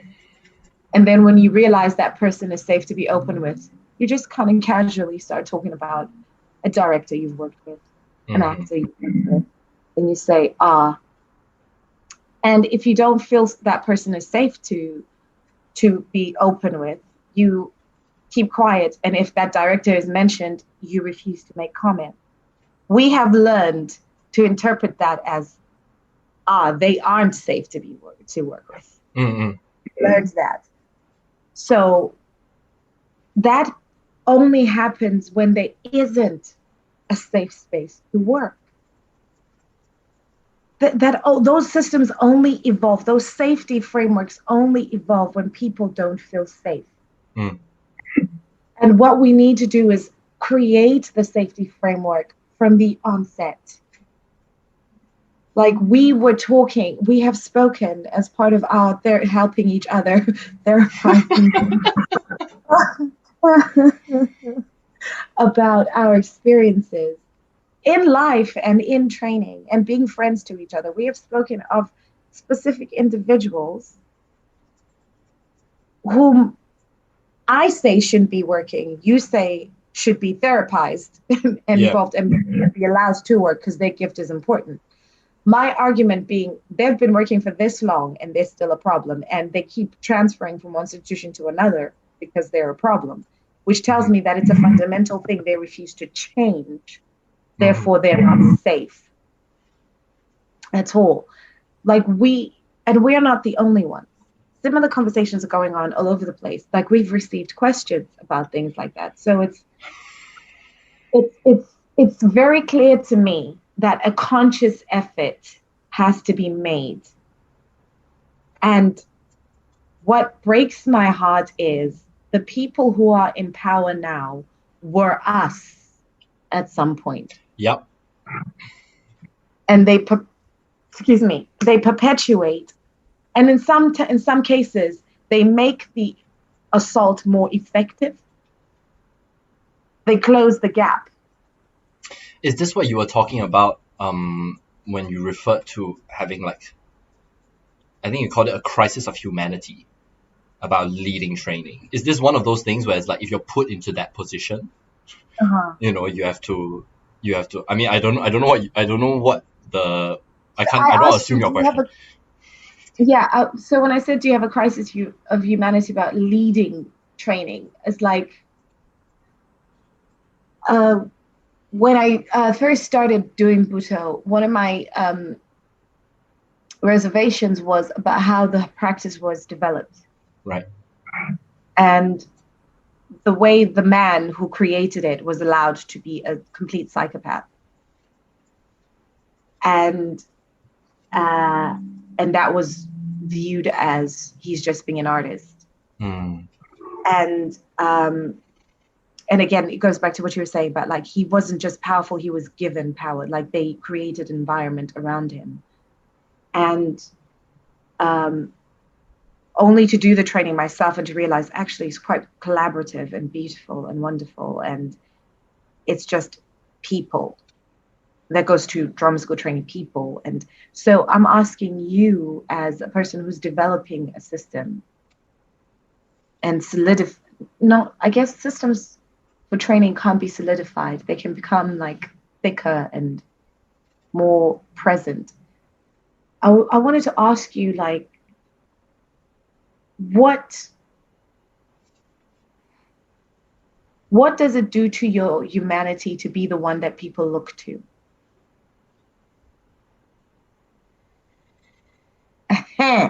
Right.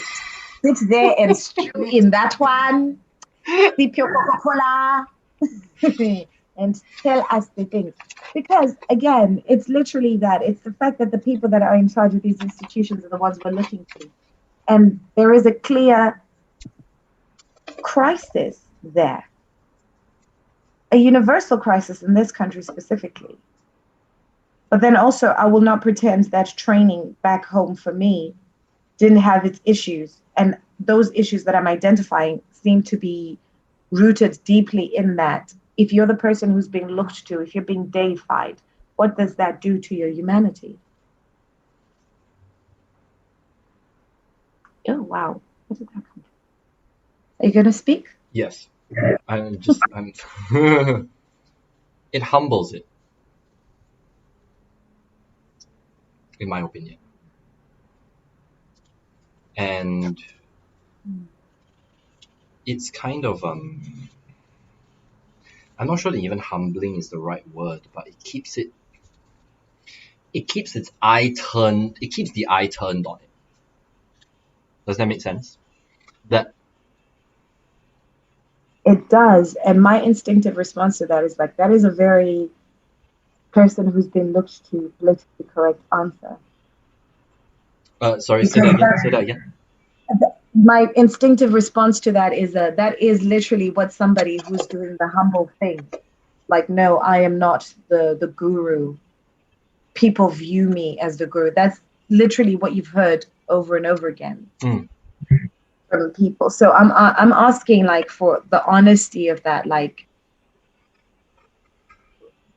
when people are blowing smoke up your ass, lack of a better expression, how does that not inflate you? Fine. I don't think that people blow smoke up my ass. That's the thing. I never kind of take it as that. I don't remember anyone having done that necessarily. It's more that if I take it as guiding. I use the word guiding. That if I'm guiding someone in an exercise or in training, wherever in the world it is, I usually have this in my mind that if they're not getting it, right, or if it's not, and I say getting it in a sense like if it doesn't enrich their experience of the act of creation, if they can't get over the block, right, then it's not their problem. It's also not my problem. It's a problem with the way the technique or the thing that was trying to be conveyed was conveyed. It has to do with the form in which that was imparted. So what I would then do is I readjust the way that I phrase something. I try a different access point, right? Until I get like absolutely exhausted and I have nothing, then I go, actually, I don't know. Like I've tried this way, I've tried this way, I've tried this way, and that's kind of all the ways that I know. I'll go look for some more, but at this point, I've got nothing. So let's revisit this another time and see if it gets through. And that when I consider that something is effective is when I don't get to that extreme with people, where like, okay, I'm giving you animal forms, right? And animal forms is working, is unlocking stuff in your body, you're feeling, you can maintain mindfulness of what the body is doing, what of your impulses, what you would like to do, and it's clearly having a good physical effect in terms of expanding the range of movement in your body. Great. If nobody, if I get like maybe one person per 3 months that goes like, I'm not quite sure what that is and I can't fix it, then I go, okay, that's an acceptable hit rate. Now I need to direct my attention to specifically what is happening in this person's body that's not allowing them to access this. And then we try and like talk it through, we work it through. If it's a physical thing, maybe it's a vocal thing. And you'll be surprised, most often I find that like but we try and hammer something until it gets through. But actually, if we just like leave it, put it aside, go and do something else, it settles, and that new thing, that second thing unlocks it. Yeah. Because sometimes the thing that you need is time and space, which you don't get a lot of in a compressed environment, which a lot of drama school training is compressed. So you don't have a lot of time for things to settle and for you to unfurl in that, for you to work it out. Because again, we're all different. It's why that time period post-graduation is critical. Like that 6 weeks or 6 months where the voices become silent in your head and the pressure becomes like the wind blowing constantly in the back of your head goes quiet, and you you finally sleep. Mm-hmm. Because again, ladies and gentlemen, when you're in drama school, you don't sleep. Yeah.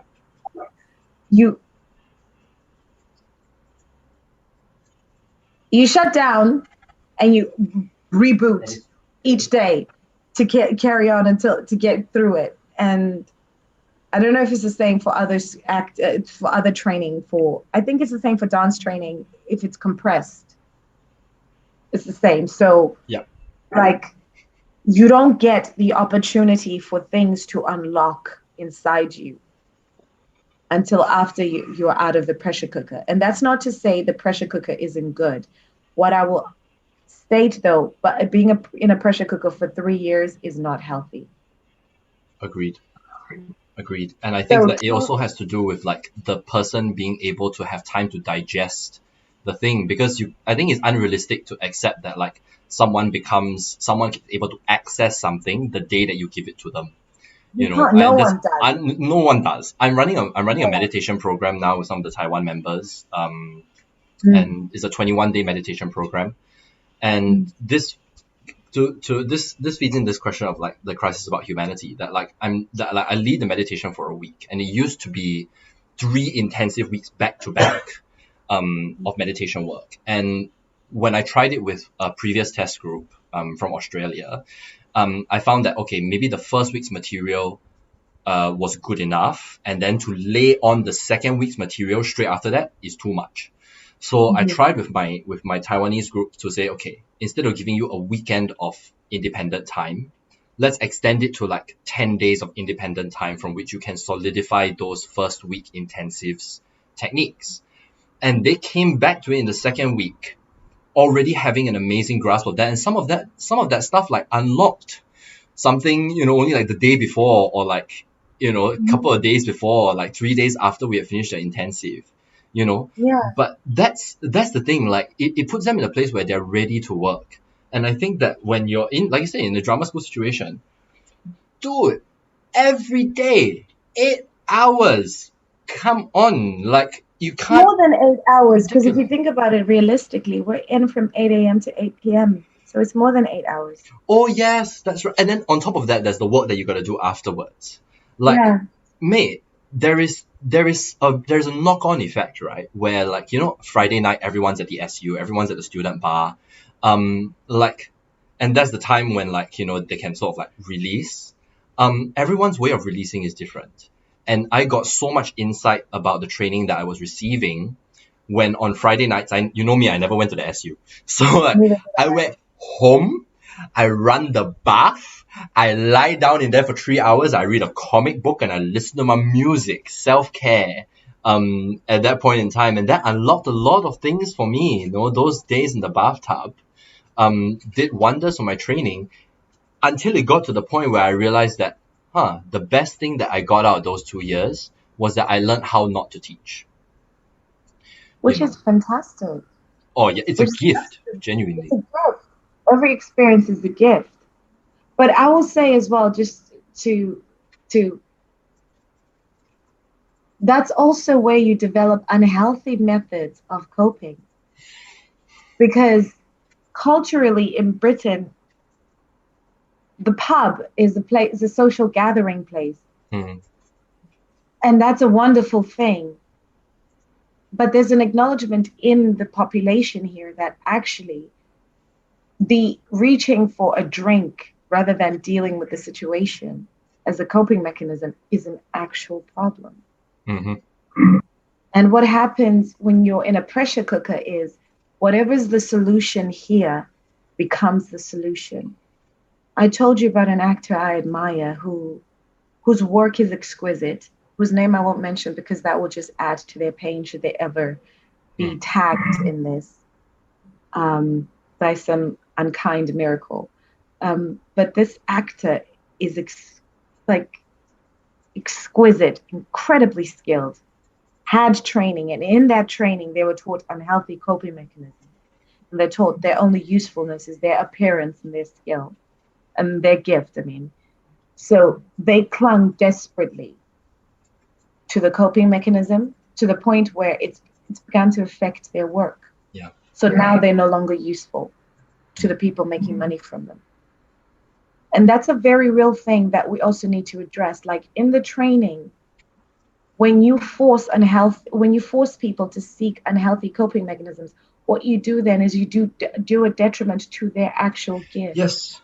Which undoes the thing that you said you want to do. Like you shouldn't be forcing people to start drinking, taking drugs, being bulimic, being anorexic. People shouldn't be doing that to cope with freaking work. They shouldn't. And I think that also, to add to that, they should not be blamed for doing that if it was the infrastructure that created the pressure cooker that manifested that thing. Like, I think that the unhealthy coping mechanism is just as much a responsibility that needs to be undertaken by the institution that manifested that in the first place. Yes, absolutely. Like you need to take ownership of what you've done to someone's life, not marvel at what they've done to their life. No, we had you at a vulnerable point in your life, which again, training makes you vulnerable, no matter how strong you are. We had you at a vulnerable point in your life. And what did we do with that vulnerability? We destroyed you. We made you a victim. And then now you are destroying yourself. And you are in the wrong for that. On top of that, no, you're destroying yourself. But on top of that, because we made you a victim, we threw you into the industry where every other predator could assault you. And they do. So the predator assaults you, you cope. Another predator assaults you, you cope. Another predator, you cope. And you keep going from one predatory situation to another.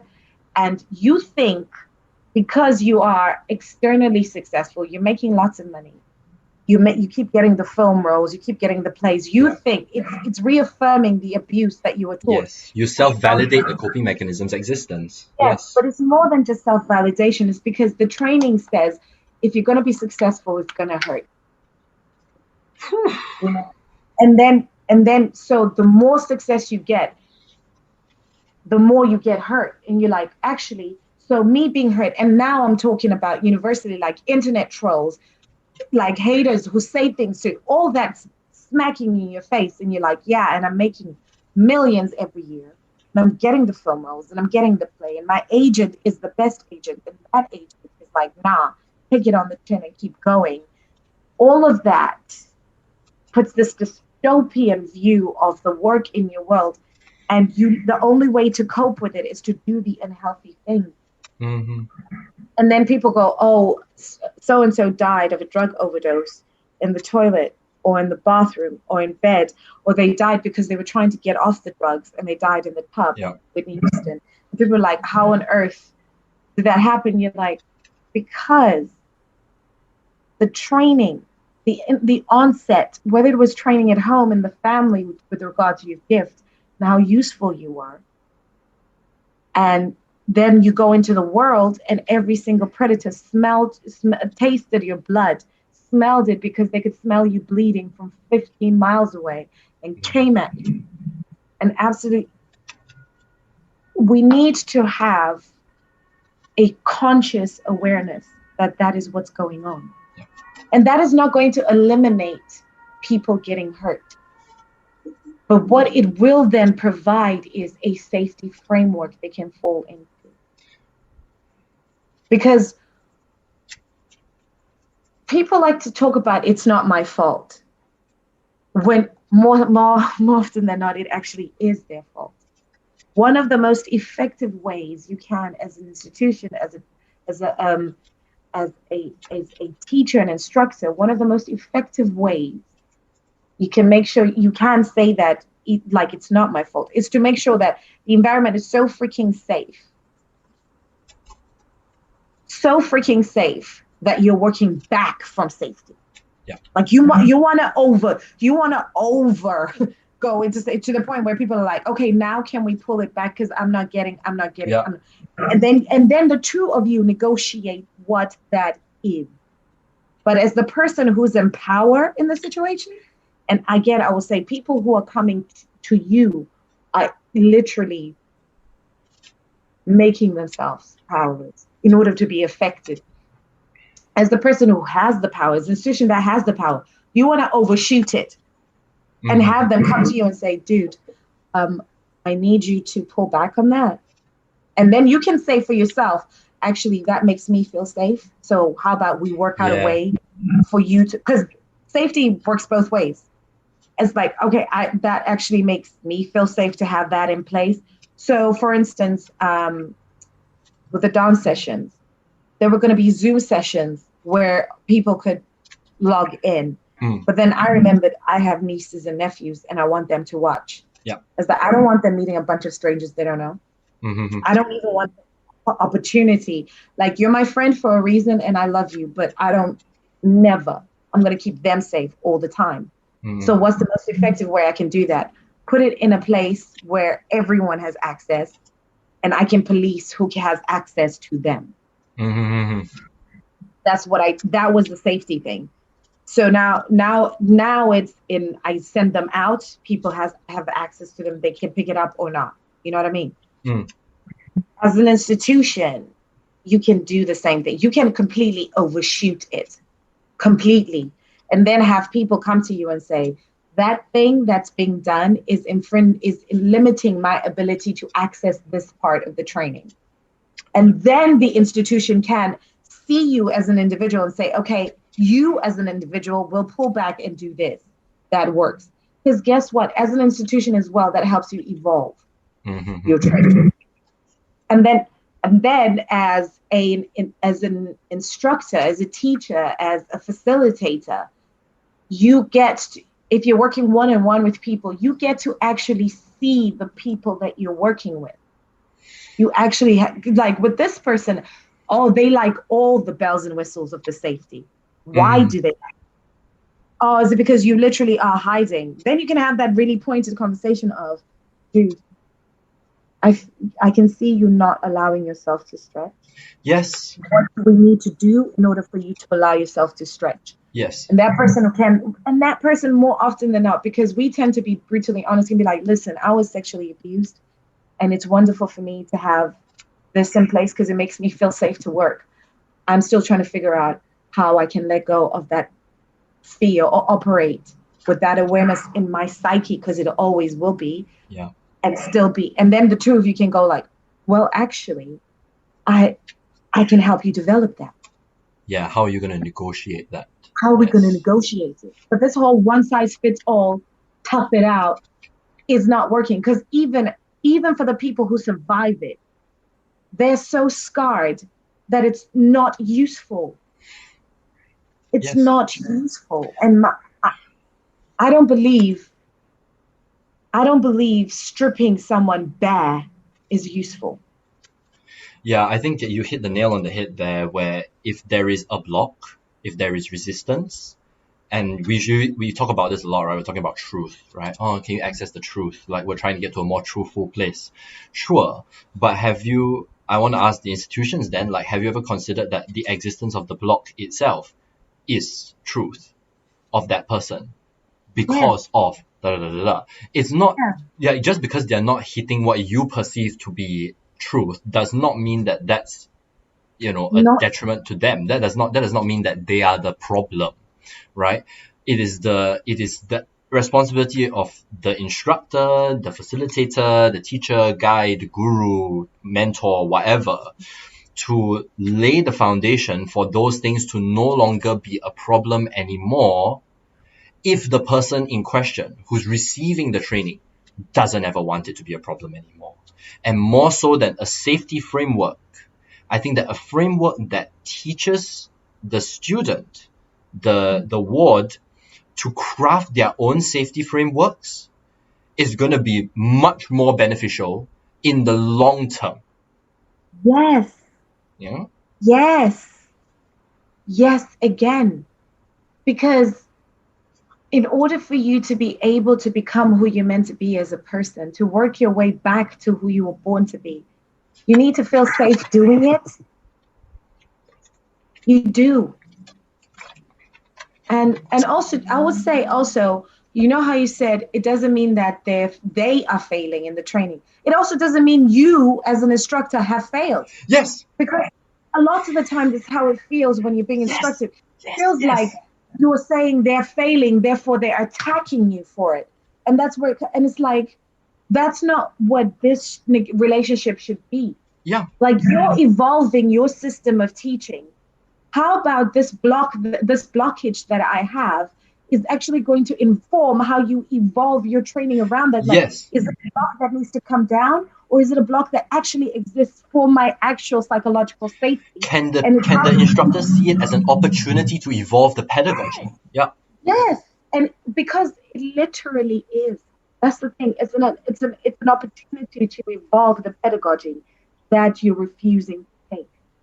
But what you're doing instead is you're using the pedagogy and your being to smash down another person's psyche.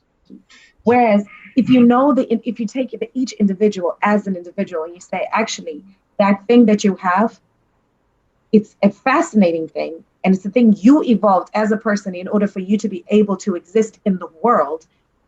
However, you need to do your job. How do we do both? Mm-hmm. And now I can walk away with my pedagogy knowing how to do both. Yes, and I think on the back of that, every individual instructor should have as many pedagogical adaptations as students.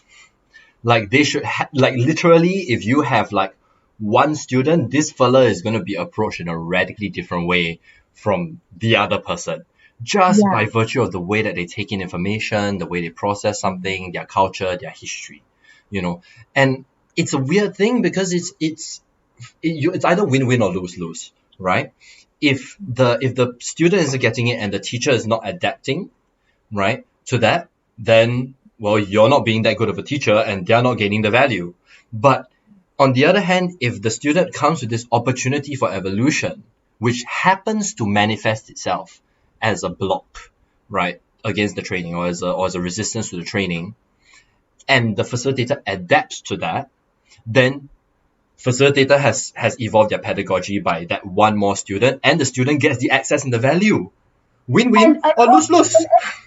also, part three, if the facilitator adapts to that and the student still refuses to let go, then it's not a failure on the part of the facilitator. Yeah. Then the facilitator can look at the student and be like, when you said, "Are you ready?" The facilitator can say, "You're not ready." Then, if you have adapted, but to say to a student who is protecting themselves from you as a facilitator, you are refusing to learn. That's like, nah, dude, I'm doing the thing that all human beings do. I'm seeing danger and I'm protecting myself from it. You cannot blame me for that. Mm-hmm. You cannot blame me for refusing to be victimized by you, which happens in a lot of training. Yeah. Which is why discussions like this are happening, like in multiple spheres.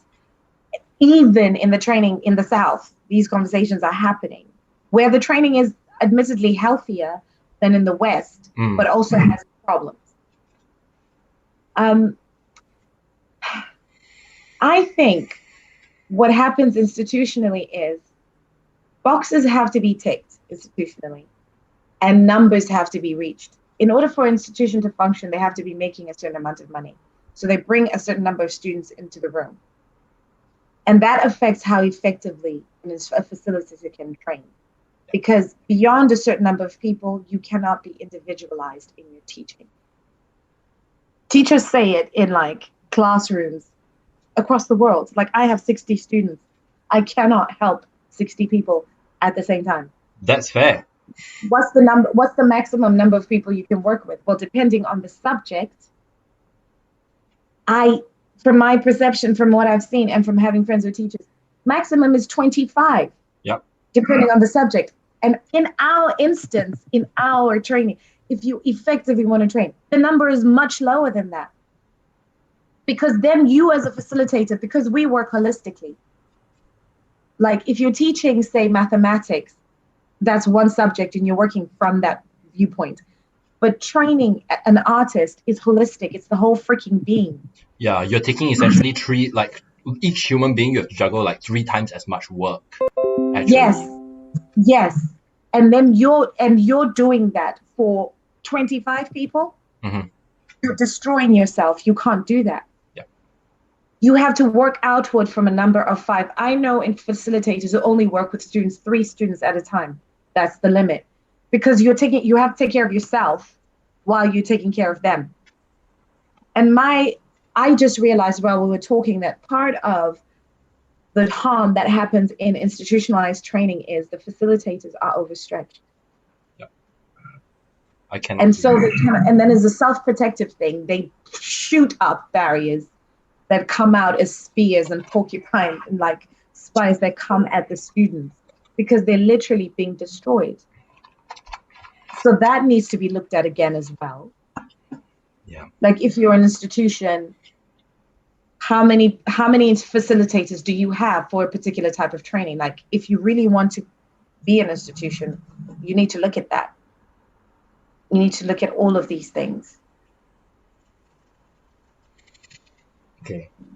So we've gone on for 4.5 hours now. You beat Unati's record. I need to go have some actual food. Yeah.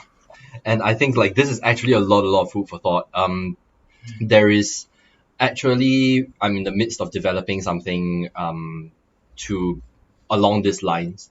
And I think you are as well, which we can't speak about at the moment. Right? No, yeah, but hopefully we will be able to at some point. Yeah, and I think that we will be able to. I mean you're definitely going to come back on the show at some point. I will definitely invite you back on the show for another, hopefully at that point, 9-hour conversation over a day. But yeah, I think that this is something that actually can be fixed. And it's not that hard, realistically speaking, right? No. But we've opened up quite a lot of discussion in terms of from a pedagogical standpoint, and from receiving a pedagogy, that we'll call it a day for now here. We'll continue our discussions, right, at a later date. But see, the thing is that I really want to go on, but I can't. We can't do the thing we do, which is like have 6 to 8 hour conversations. That's not right.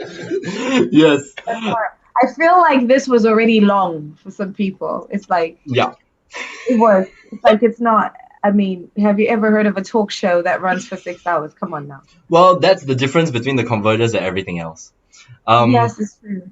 So, yeah. Having said that, we'll let's apply some things in our own spheres, and then we can come back and reevaluate, right? We could even like look at snippets of this and then go and see how we've managed to address those things at a later time. Hopefully 2021 will be much better. In any case, thank you so much for being on the show. As usual, it's been an absolute pleasure talking to you, and I love you very, very much.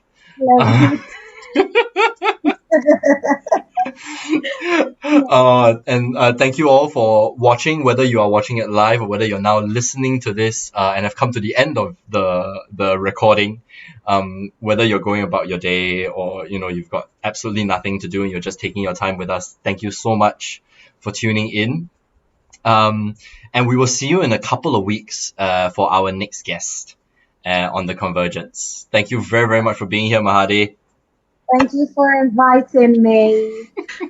Oh my god. Okay, great. We'll see you in a couple of weeks. Bye, everybody. Bye, everybody. Bye-bye.